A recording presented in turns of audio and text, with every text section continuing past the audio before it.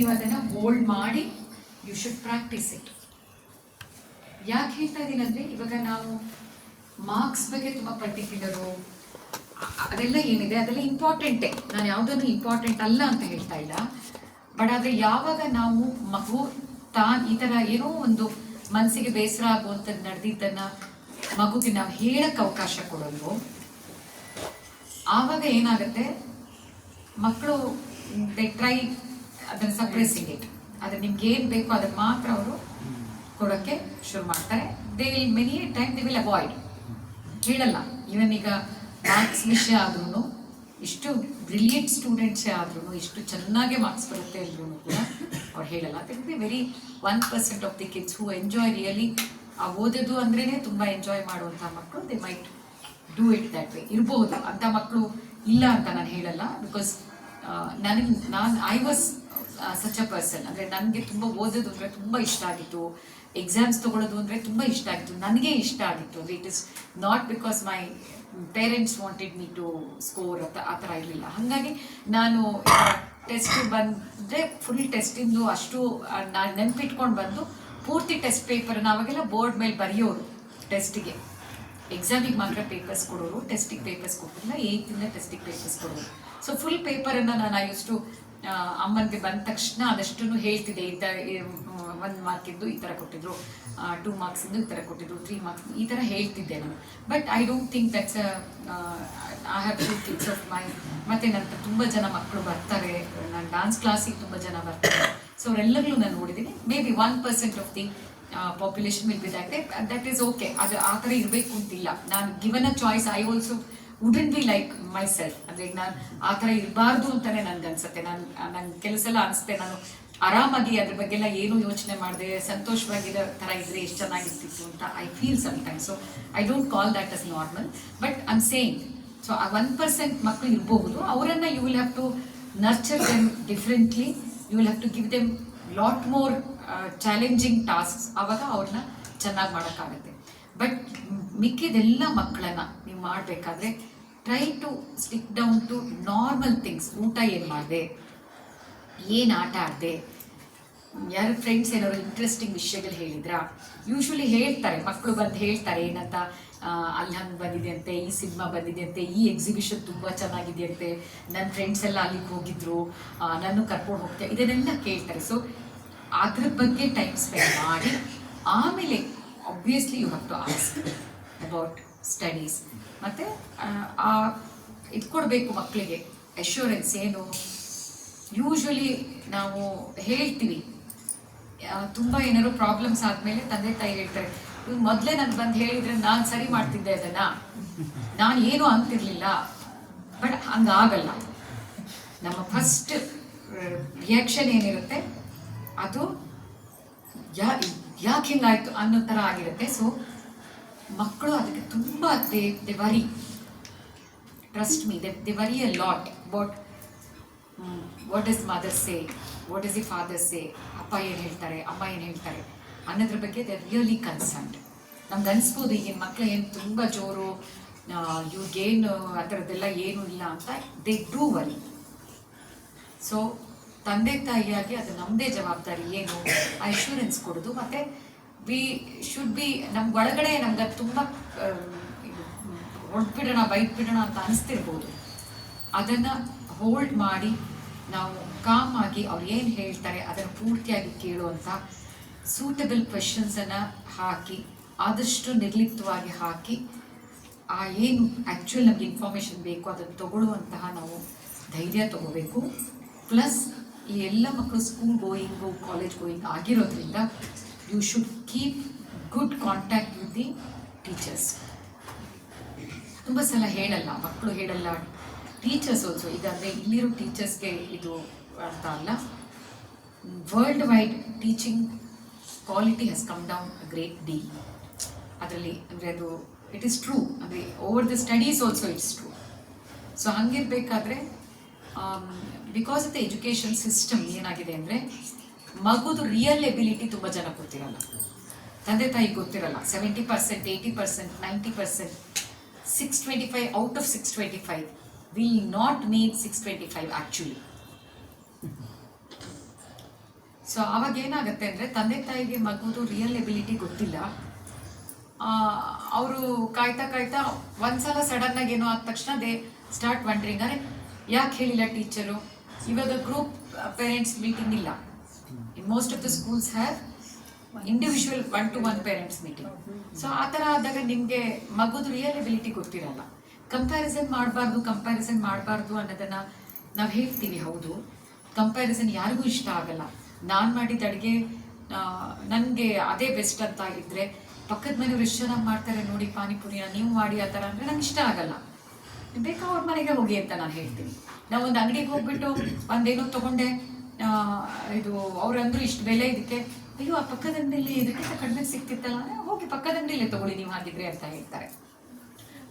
The same way ಮಗು ಹೇಳತ್ತೆ ಏನಂತ, ನೀನು ತುಂಬ ಮಾರ್ಕ್ಸ್ ತೆಗ್ದಿಲ್ವಲ್ಲ, ಅವನು ಅಷ್ಟು ತೆಗ್ದಿದ್ದಾನ, ಅವನ್ನೇ ಮಗ ಮಾಡ್ಕೊ ನೀನು. These are the sentences. ಇದೇ ಈ ಮಾತು ಆಡ್ತಾರೆ ಮಕ್ಕಳು. ಓಕೆ, ಅದೇ ಇವಾಗ ನಮ್ಗೆ ತಂದೆ ತಾಯಿಗೆ ನಾವು ಹೇಳಿದ್ರೆ ನಾವು ಲೈಟಾಗಿ ತಗೊಳ್ಳಲ್ಲ. ಈಗ ಟೀಚರ್ಸಿಗೆ ಹೇಳಿದ್ರೆ ಲೈಟಾಗಿ ತಗೊಳ್ಳಲ್ಲ.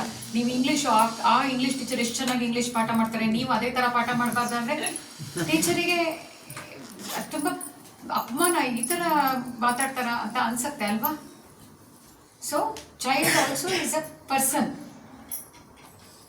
ಸೊ ಹಾಗಾಗಿ ಅಂದರೆ ಈಗ ನಾನೇನು ಚೈಲ್ಡ್ ರೈಟ್ಸ್ ಬಗ್ಗೆ ನಾನು ಇಲ್ಲಿ ಮಾತಾಡ್ತಾ ಇದ್ದೀನಿ ಅಂತಲ್ಲ ಆಕ್ಟಿವಿಸ್ಟ್ ಆಗಿ, ಬಟ್ ಇದನ್ನ ಅಂದರೆ ನಾನು ಹೇಳ್ದಾಗ ಆ ಅನುಭವನ ನಾವೇ ಆಗಿದ್ರೆ ಅದನ್ನ ಹೇಗೆ ತಗೋತಿದ್ವಿ ಅಂತ ನಾವು ನೋಡಿದರೆ, comparison doesn't do any work. But what works definitely is, ನಾನು ಯಾರ ಜೊತೆಗೂ ನೀನು ಕಂಪೇರ್ ಮಾಡಲ್ಲ, ಆದರೆ ನನಗೆ 100ಗೆ 100 ತೆಗಿಬೇಕು, ನೀನು ಕಷ್ಟಪಡಬೇಕು. This works. 100ಗೆ 100 ತೆಗಿತೀಯೋ ಇಲ್ವೋ ಪರವಾಗಿಲ್ಲ, ನೀನು ಎಕ್ಸಾಮಲ್ಲಿ ಎಷ್ಟು ಮಾರ್ಕ್ಸ್ ತೆಗಿತೀಯ ನನಗೆ ಇಟ್ಸ್ ಇಮ್ಮೆಟೀರಿಯಲ್. ಅದು ಕೂತ್ಕೊಂಡು ಓದಬೇಕು, ಇಷ್ಟು ಕಷ್ಟಪಟ್ಟಿರಬೇಕು, ಅದಾಗಬೇಕು. ಬಿಕಾಸ್ ನಾನು ತಂದೆ ತಾಯಿಗಳು ಬಂದ ನಂತರ ಹೇಳ್ತಾರೆ ಏನಂದರೆ, ಇವ್ನು ಎಷ್ಟೊತ್ತಿಗಾರು ಹೇಳಲಿ ಪರವಾಗಿಲ್ಲ, ಮಾರ್ಕ್ಸ್ ತೆಗೆದು ತೋರಿಸ್ಬಿಡ್ಲಿ.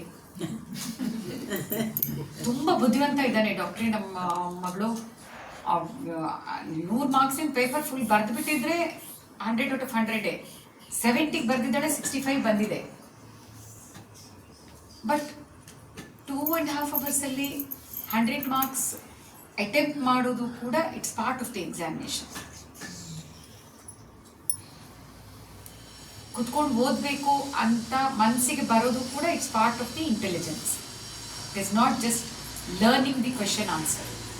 ಸೊ ಇದನ್ನು ನಾವು ನೆನ್ಪಿಟ್ಕೋಬೇಕು. ಮಕ್ಕಳು ಅಷ್ಟೇ ಇದನ್ನು ನೆನ್ಪಿಟ್ಕೋಬೇಕು. ನೀವು ಮಾರ್ಕ್ಸ್ ಎಷ್ಟು ತೆಗಿತೀರಾ ಅಂತ ಅಪ್ಪ ಅಮ್ಮ ಕೇಳ್ತಾರ ಪ್ರತಿ ಸಲ, ಅದ್ರ ಬಗ್ಗೆ ಯೋಚನೆ ಮಾಡಬೇಕಾಗಿಲ್ಲ ನೀವು.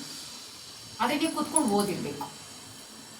ನಿಮಗೆ ಇಷ್ಟೊತ್ತಿಂದ ಇಷ್ಟೊತ್ತು ತನಕ ಅನ್ನೋದು ಓದೋ ಕಾನ್ಸೆಪ್ಟ್ ಏನಿದೆ ಅದು 1ನೇ ಕ್ಲಾಸಿಂದ ಡೆವಲಪ್ ಆಗಬೇಕು. ತುಂಬ ಜನ ಏನು ಅನ್ಕೊಳ್ತಾರೆ, 1ನೇ ಕ್ಲಾಸ್ ಪರವಾಗಿಲ್ಲ, 4ನೇ ಕ್ಲಾಸ್ ಪರವಾಗಿಲ್ಲ, 7th ಹೋಗ್ಲಿ, 10th ಕುತ್ಕೊಂಡು ಓದ್ಬಿಟ್ರೆ ಆಯಿತು. ನೋ, 10th ಆಗಲ್ಲ. 10th it is not possible. So ಓದುವಂತಹ ಅಭ್ಯಾಸ ಏನಿದೆ, ಬರೆಯುವಂತಹ ಅಭ್ಯಾಸ ಏನಿದೆ, ಅದು ಡೆವಲಪ್ ಆಗಬೇಕಾಗಿರೋದು ಅಲ್ಲಿಂದ. ಸೊ ಮಕ್ಕಳು ನಮ್ಮ ಮಾತು ಕೇಳಲ್ಲ ಅನ್ನೋದೇನಿದೆ, ಇದೆಲ್ಲ ಶುರು ಆಗ್ಬಿಡತ್ತೆ. ಅದ್ರ ಜೊತೆಗೆ ತುಂಬ ಇಂಪಾರ್ಟೆಂಟ್ ಇವಾಗ ಇದೆಲ್ಲದೂ ಓದ್ಬಿಡ್ತೀನಿ ಒಂದ್ಸಲ. Privacy and sharing. ಎಷ್ಟು ಪ್ರೈವಸಿ ಮಕ್ಕಳಿಗೆ ಕೊಡಬೇಕು, ಅಡೋಲೆಸೆಂಟ್ ಮಕ್ಕಳಿಗೆ ಎಷ್ಟು ಫ್ರೀಡಮ್ ಇರಬೇಕು, ಯಾವ್ದು ಮಕ್ಕಳು ಕೇಳಿದಾಗ ಕೊಡಿಸ್ಬೇಕು, ಯಾವ್ದು ಕೊಡಿಸ್ಬಾರ್ದು. ಜನ್ರೇಷನಲ್ ಟ್ರಾಮಾ ಡಂಪಿಂಗ್ ಅಂದರೆ ನಮ್ಮ ಕಾಲದಲ್ಲಿ ಎಲ್ಲ ತಂದೆ ತಾಯಿನೂ ಮಕ್ಕಳಿಗೆ ಹೇಳೋದು, ಮಕ್ಕಳು ಅವ್ರ ಮಕ್ಕಳಿಗೆ ಹೇಳೋದು.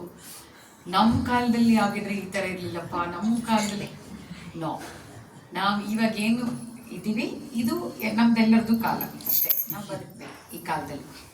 ಮತ್ತು ಪರಿವರ್ತನೆ ಅನ್ನೋದು ಜಗದ ನಿಯಮ, ಚೇಂಜ್ ಆಗೇ ಆಗುತ್ತೆ. ನಾವು ಅದ್ರ ಜೊತೆಗೆ ಈಗ ಅಯ್ಯೋ ಮೊಬೈಲ್ ಇಲ್ಲದೆ ಇದ್ರೆ ಎಷ್ಟು ಚೆನ್ನಾಗಿತ್ತು ಜಗತ್ತು ಅಂತಂದರೆ ಇಲ್ವಲ್ಲ, ಹಂಗಿಲ್ವಲ್ಲ. ದೊಡ್ಡವರಿಗೆ ಅದನ್ನ ಬಿಡೋಕ್ಕಾಗಲ್ವಲ್ಲ.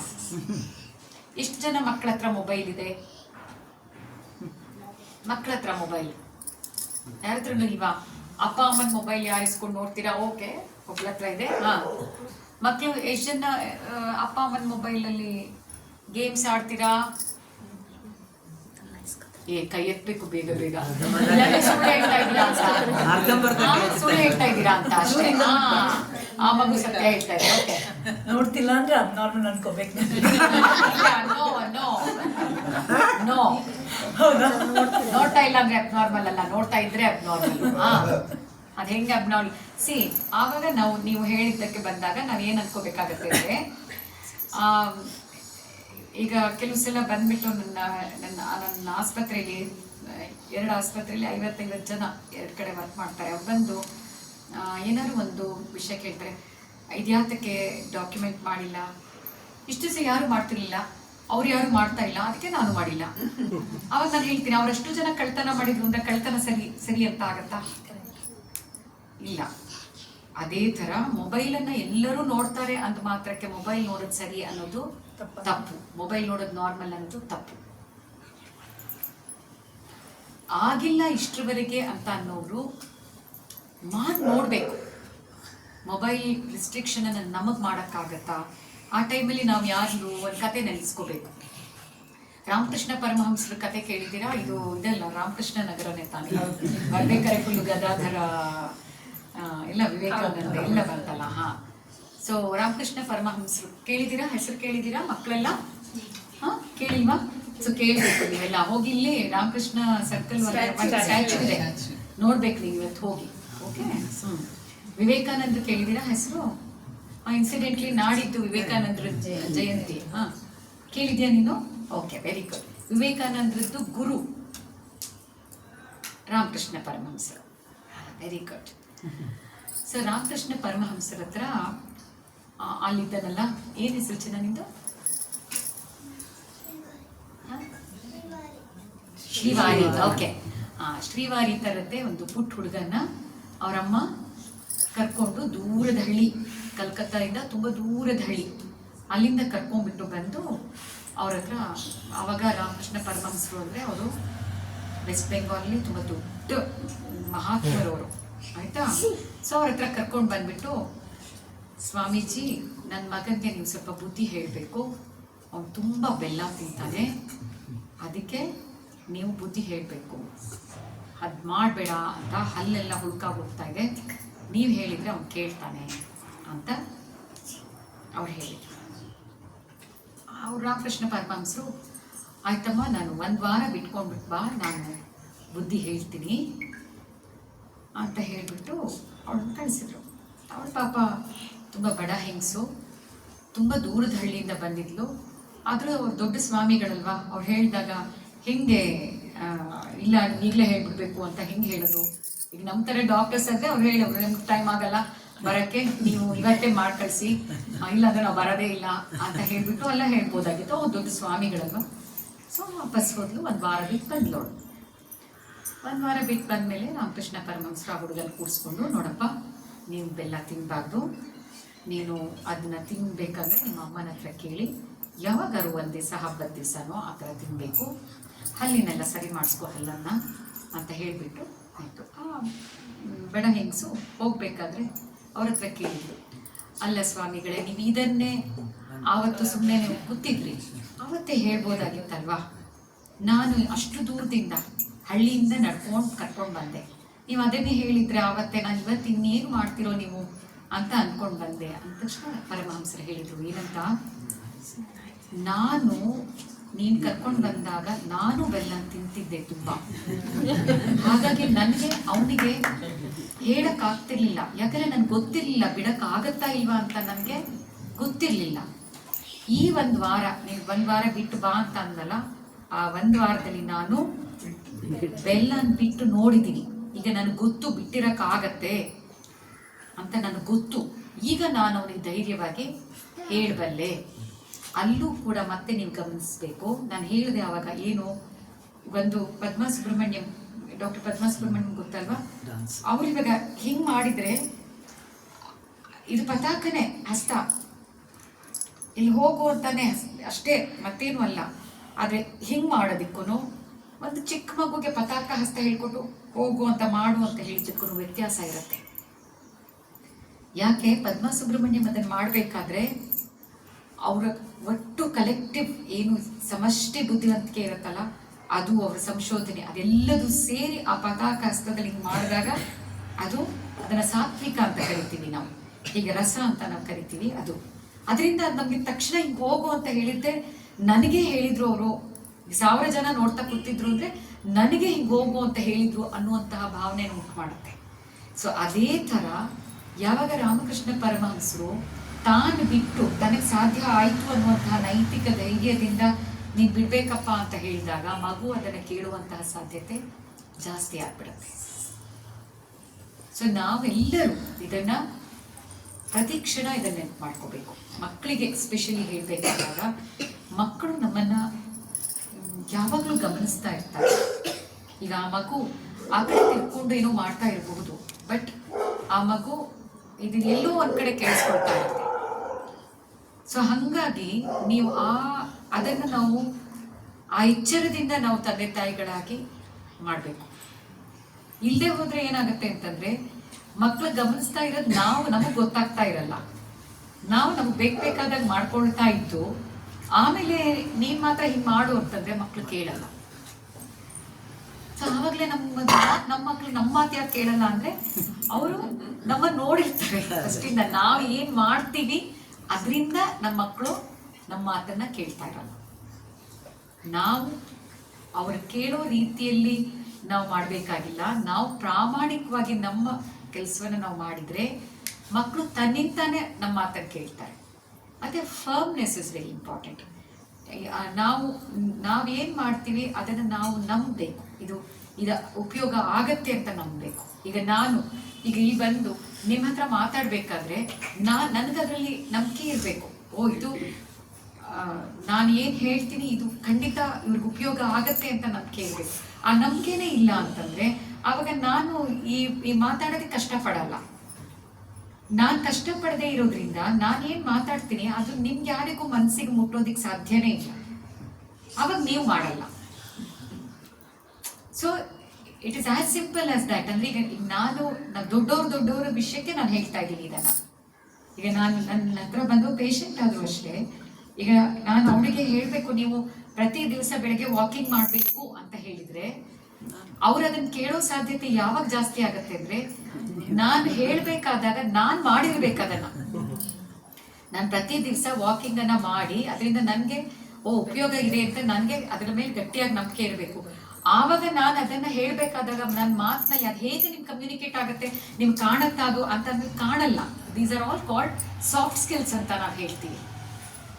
ಇದೆಲ್ಲ ಯಾರು ಕಲಿಸಕ್ಕಾಗುವಂತಹ ಕೌಶಲ್ಯಗಳಲ್ಲ. ಅಂದ್ರೆ ಇವಾಗ ಮೆಡಿಕಲ್ ಕಾಲೇಜಲ್ಲಿ ಅಥವಾ ಕಾಲೇಜಸ್ ಅಲ್ಲಿ ಹೇಳ್ಕೊಡುವಂತಹ ಅಥವಾ ಸಂಗೀತ ಸ್ಕೂಲಲ್ಲಿ ಹೇಳ್ಕೊಡಕ್ಕಾಗುವಂತಹ ಕೌಶಲ್ಯಗಳಲ್ಲ. ಅದಕ್ಕೆ ನಾವು ಅದನ್ನ ಅಬ್ಸರ್ವ್ ಮಾಡ್ತಾ ಮಾಡ್ತಾ ಮಾಡ್ತಾ ಮಾಡ್ತಾ ನಮ್ಮನ್ನೇ ನಾವು ರಿಫ್ಲೆಕ್ಟ್ ಮಾಡ್ಕೊಂಡು ಇದನ್ನ ನಾವು ಪರಿಷ್ಕಾರ ಮಾಡ್ಕೊಳ್ತಾ ಹೋಗ್ಬೇಕು. ಆವಾಗ ಏನಾಗುತ್ತೆ, ನಾನು ವಾಕಿಂಗ್ ಮಾಡಬೇಕು ಅಂತ ಹೇಳೋದನ್ನ ಹೇಳಿದ ತಕ್ಷಣ ಅವರು ಮುಂದಿನ ಸಲ ಬರ್ಬೇಕಾದ್ರೆ ವಾಕಿಂಗ್ ಮಾಡಿಲ್ಲ ಅಂತ ಕೇಳ್ತಾರೆ, ನಾನು ಮಾಡಿರ್ಬೇಕು. So some change is going to be possible. ಈಗಲೂ ಅಷ್ಟೇ, ಈಗ ಇಲ್ಲಿರೋ ಮಕ್ಕಳು ಬೇರೆ ಬೇರೆ ವಯಸ್ಸಿನವರು ಆದ್ರೂ ಹೇಗೆ ಹಠಮಾರಿತನ ಬೆಳೆಯುತ್ತೆ ಅನ್ನೋದನ್ನ ನೀವು ನೆನೆಸ್ಕೊಂಡ್ರೆ 2 ವರ್ಷದ ಮಗು ಮಾತು ಬರ್ತಾ ಇರುತ್ತೆ ಚೆನ್ನಾಗಿ, ಅಷ್ಟೇ ಮಾತು ಬರ್ತಾ ಇರುತ್ತೆ. ನೀವು ಕರ್ಕೊಂಡು ಹೋಗಿರ್ತೀರ ಎಲ್ಲಿಗೆ, ಮಾರ್ಕೆಟಿಗೆ. ನೀವೆಲ್ಲ ದೊಡ್ಡವರಾಗಿರೋರು ಕೂಡ ನೀವು 1 ನಿಮಿಷ ನೆನೆಸ್ಕೊಂಡ್ರೆ ನಾವು ಮಾಡಿದ ಹಠಗಳು, ನಮ್ಮ ಮಕ್ಕಳು ಮಾಡಿದ ಹಠಗಳು ಎಲ್ಲದೂ ಕಣ್ಮುಂದೆ ಬಂದ್ಬಿಡತ್ತೆ. ಆ ಹಠ ಮಾಡ್ತಾ ಇರ್ಬೇಕಾದ್ರೆ ಮಗು ನಮಗೆ ತಕ್ಷಣ ಏನು ಇಂಪಾರ್ಟೆಂಟ್ ಆಗುತ್ತೆ, ಮಗು ಸುಮ್ಮನೆ ಇದ್ರಂದು ಸಾಕು ಅಂತ ಅನಿಸುತ್ತೆ. ಆ ಟೈಮಲ್ಲಿ ನಮಗೆ ಕೆಟ್ಟ ನಡವಳಿಕೆ, ಒಳ್ಳೆ ನಡವಳಿಕೆ, ಈ ಮಗು ನಾಳೆ ಮತ್ತೇನಾದ್ರು ಮಾಡಿದ್ರೆ ಹಠ ಮಾಡೋದು ಯಾವುದು ನಮ್ಗೆ ಮುಖ್ಯ ಆಗಲ್ಲ. ನಮ್ಮ ಮಗು ತೆಪ್ಪಗಾದ್ರೆ ಸಾಕು ಅಂತ ನಮ್ಗೆ ಅನ್ಸತ್ತೆ. ಅದಕ್ಕೆ ಸರಿಯಾಗಿ ಸುತ್ತಮುತ್ತ ಇರೋ ಜನ ಹೇಳ್ತಾರೆ, ಅಯ್ಯೋ ಒಂದು ಚಾಕ್ಲೇಟ್ ನನ್ನ ಹತ್ರ ಇದೆ ಕೊಡ್ತೀನಿ ಅಂತ ಕೊಡ್ತಾರೆ, ಅಥವಾ ಅಂಗಡಿಯವನಿಗೆ ತಾವೇ ದುಡ್ಡು ಕೊಡಕ್ಕೆ ಹೋಗ್ತಾರೆ. ಸೊ ನೀವೇನ್ ಮಾಡ್ತೀರಾ, 2 ರೂಪಾಯಿ ಕೊಟ್ಟು ಚಾಕ್ಲೇಟ್ ತಗೊಂಡು ಕೊಡ್ತೀರಾ. ನಿಮ್ಗೇನು ಅರ್ಥ ಆಗತ್ತೆ, ಮಗುಗೇನು ಅರ್ಥ ಆಗತ್ತೆ, ಮಗುಗೆ ಅರ್ಥ ಆಗತ್ತೆ ನಾನು ಈ ಥರ ಆಗ್ತಾರೆ ನನಗೇನು ಬೇಕೋ ಚಾಕ್ಲೇಟು ಸಿಗತ್ತೆ ಅಂತ ಅರ್ಥ ಆಗುತ್ತೆ. ತಂದೆ ತಾಯಿಗೆ ಏನರ್ಥ ಆಗುತ್ತೆ, ಚಾಕ್ಲೇಟ್ ಕೊಟ್ಟರೆ ಮಗು ಸುಮ್ಮನಾಗುತ್ತೆ ಅಂತ ಅರ್ಥ ಆಗುತ್ತೆ. ಸೊ ಬರೀ ಮಗುದ ಕಲಿಕೆ ಅಲ್ಲ ಅದು, ತಾಯಿ ತಂದೆದು ಕಲಿಕೆ, ಲರ್ನಿಂಗ್. ಯಾಕಂದ್ರೆ ಮಕ್ಕಳನ್ನ ಬೆಳೆಸ್ತಾ ಬೆಳೆಸ್ತಾ ಪೇರೆಂಟ್ಸು ಅವರು ಬೆಳೀತಾರೆ ಅನ್ನೋದನ್ನ ನಾವು ನೆನ್ಪಿಟ್ಕೋಬೇಕು. ತಂದೆ ತಾಯಿಗಳು ಬೆಳೀತಾರೆ. ಈ 2 ವರ್ಷದಲ್ಲಿ ಏನು ಚಾಕ್ಲೇಟ್ ಇತ್ತು ಅದೇ ಬೇರೆ ಬೇರೆ ರೂಪನ ದೊಡ್ಡ ಆಗ್ತಾ ಹೋದಾಗೆ ಬೆಳ್ಕೊಳುತ್ತೆ ಅಷ್ಟೇ. ಸೊ ಇಲ್ಲಿರೋ ಮಕ್ಕಳಾಗ್ಲಿ ತಂದೆ ತಾಯಿಗಳಾಗ್ಲಿ ನೆನ್ಪು ಮಾಡ್ಕೊಳ್ಬೇಕಾದ್ದು, ಮೊಬೈಲ್ ಉಪಯೋಗಿಸ್ಬೇಕಾದ್ರೆ ಕೂಡ ಇದೇ ಲರ್ನಿಂಗ್ ಅಲ್ಲ. ಆ ಫರ್ಮ್ನೆಸ್ ಇಂದ ನೀವು ಮೊಬೈಲನ್ನು ರಿಸ್ಟ್ರಿಕ್ಟ್ ಮಾಡೋಕ್ಕಾದ್ರೆ ನೀವು ತುಂಬ ಸಿಂಪಲ್ ಆಗಿ ಒಂದು ಎಕ್ಸ್ಪೆರಿಮೆಂಟ್ ಮಾಡಬೇಕು. ಇವತ್ತಿಂದ ಏನು ನಾಳೆ ನಾಡಿದ್ದು ನೀವು ಬೆಳಗ್ಗೆಯಿಂದ ಸಾಯಂಕಾಲದವರೆಗೆ ಮೊಬೈಲನ್ನು ಎಷ್ಟು ಉಪಯೋಗಿಸ್ತೀರಾ ಅನ್ನೋದ್ರದ್ದು ಡ್ಯೂರೇಷನ್ ಕೌಂಟ್ ಇರಬೇಕು. ಆ್ಯಕ್ಚುಲಿ ಮಕ್ಕಳು ಸ್ಕೂಲಿಗೆ ಹೊರಟೋಗ್ತಾರೆ, ಹಾಗಾಗಿ ಅಲ್ಲಿ ಮೊಬೈಲೆಲ್ಲೋ ಇರಲ್ಲ. ಹಾಗಾಗಿ ಅವ್ರ ಮೊಬೈಲ್ ಯೂಸು ಈಗ ಸದ್ಯಕ್ಕೆ ಅದು ಕಂಟ್ರೋಲಲ್ಲಿರುತ್ತೆ. ಎಷ್ಟು ಕಂಟ್ರೋಲಲ್ಲಿರುತ್ತೆ ಅಂತಂದರೆ between 2 hours to 3 hours per day ಇಷ್ಟು ಯೂಸೇಜ್ ಇರುತ್ತೆ ಅವ್ರದ್ದು. ನಿಮ್ಮ ಒಬ್ಬೊಬ್ಬರ ಯೂಸೇಜ್ ಮೊಬೈಲ್ದು ಎಷ್ಟಿರುತ್ತೆ ಅನ್ನೋದ್ರ ಬಗ್ಗೆ ನೀವು ಯಾರಿಗೂ ಹೇಳಬೇಕು ಅಂತಿಲ್ಲ, ಬಟ್ ಆದರೆ ನೀವು ಬರೆದಿಟ್ಕೊಂಡು ನೋಡ್ಕೋಬೇಕು. ಅಂದರೆ ಈವನ್ ಇನ್ಕ್ಲೂಡಿಂಗ್ ನಾನು ಹೇಳ್ತಾ ಇರೋದು, ನಾವು ಟೈಮ್ ನೋಡ್ತೀವಿ, ಅಲಾರ್ಮ್ ಇಡ್ತೀವಿ, ಆಮೇಲೆ ಏನು ಬೇಕಾದ್ರೂ ಆಗ್ಬೋದು.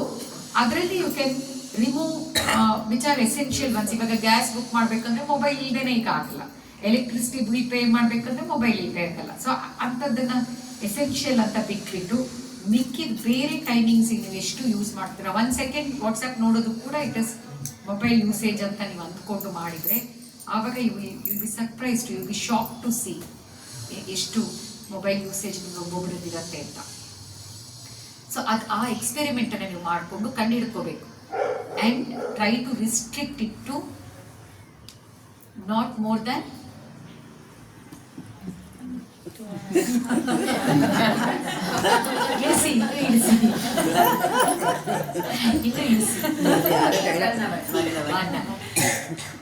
One hour.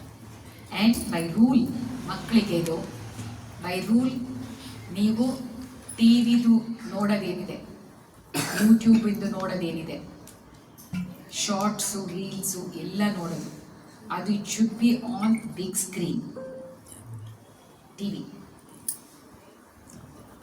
ಮೊಬೈಲಲ್ಲಿ ನೋಡೋದಿಲ್ಲ. ನೀನು ಗೊತ್ತಾಯ್ತಾ? ಮೊಬೈಲಲ್ಲಿ ನೋಡೋದಿಲ್ಲ. ಮೊಬೈಲಲ್ಲಿ ನೋಡ್ತಾ ಊಟ ಮಾಡೋದಿಲ್ಲ ಶ್ರೀವಾರಿ. ಗೊತ್ತಾಯ್ತಾ? ಯಾರು ಮೊಬೈಲ್ ನೋಡ್ಕೊಂಡು ಊಟ ಮಾಡೋದು, ಮೊಬೈಲ್ ನೋಡ್ಕೊಂಡು ಸ್ನಾನ ಮಾಡೋದು,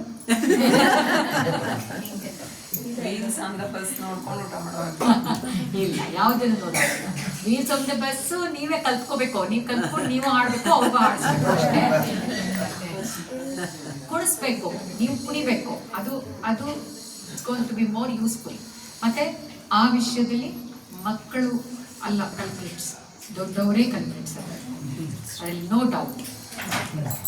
ಅದರಲ್ಲಿ ಮಕ್ಕಳ ತಪ್ಪಿಲ್ವೇ ಇಲ್ಲ, ಅದು ದೊಡ್ಡವರದ್ದೇ ತಪ್ಪು. ಯಂಗ್ ಪೇರೆಂಟ್ಸ್ ಎಲ್ಲ ಒಪ್ಕೊಂಡ್ಬಿಡ್ತಾ ಇದ್ದಾರೆ. ನಾನು ತಗೊಳ್ತೀನಿ, ನಾವು patients.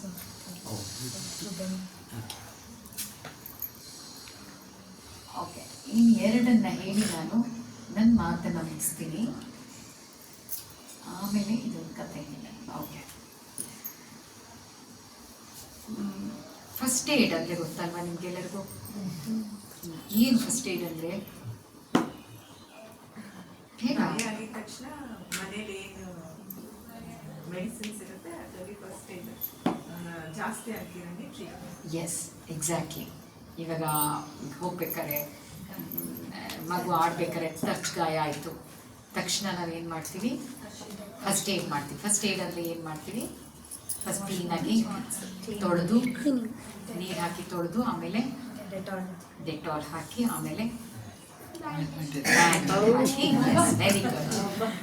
Okay, so first aid ಅಂದರೆ ನಿಮ್ಗೆ ಎಲ್ಲರಿಗೂ ಗೊತ್ತು. ಸೊ ಆ ಮಗುಗೂ ಗೊತ್ತಿರುತ್ತೆ, ಕೈಗೆ ಏನಾದ್ರು ಆಯಿತು ಅಂದರೆ ತಕ್ಷಣ ಏನು ಮಾಡಬೇಕು ಅನ್ನೋದು ಗೊತ್ತಿರುತ್ತೆ. ಓಕೆ, ಸೊ ಇದು physical first aid. What about emotional first aid? ಏನು ಮಾಡ್ತೀರಾ? ಈಗ ನಾನು ಬೈದೆ ಯಾರಿಗೋ ಒಬ್ಬರಿಗೆ ನಿಲ್ಲಿಸ್ಬಿಟ್ಟು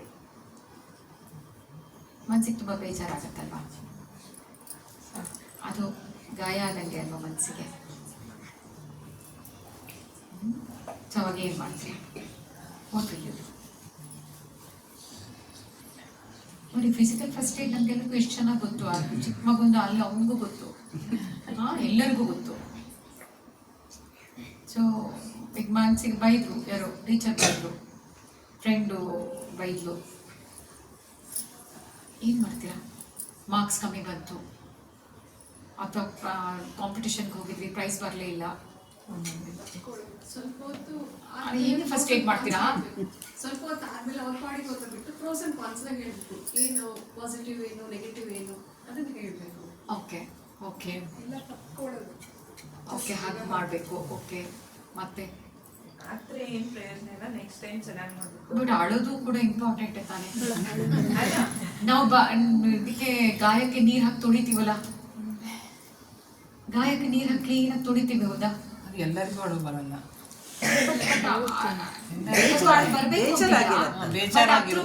ಅಳು ಬಂದ್ರೇನು that is also expression of emotion. So ಅದು it is not bad. Uncontrollably ಆಡ್ತಾನೇ ಇದ್ರೆ ಆವಾಗ ಆಬ್ವಿಯಸ್ಲಿ ನೀವು ನೋಡ್ಬೇಕು, ಆವಾಗ ಫಸ್ಟ್ ಏಡ್ ಸಾಕಾಗಲ್ಲ.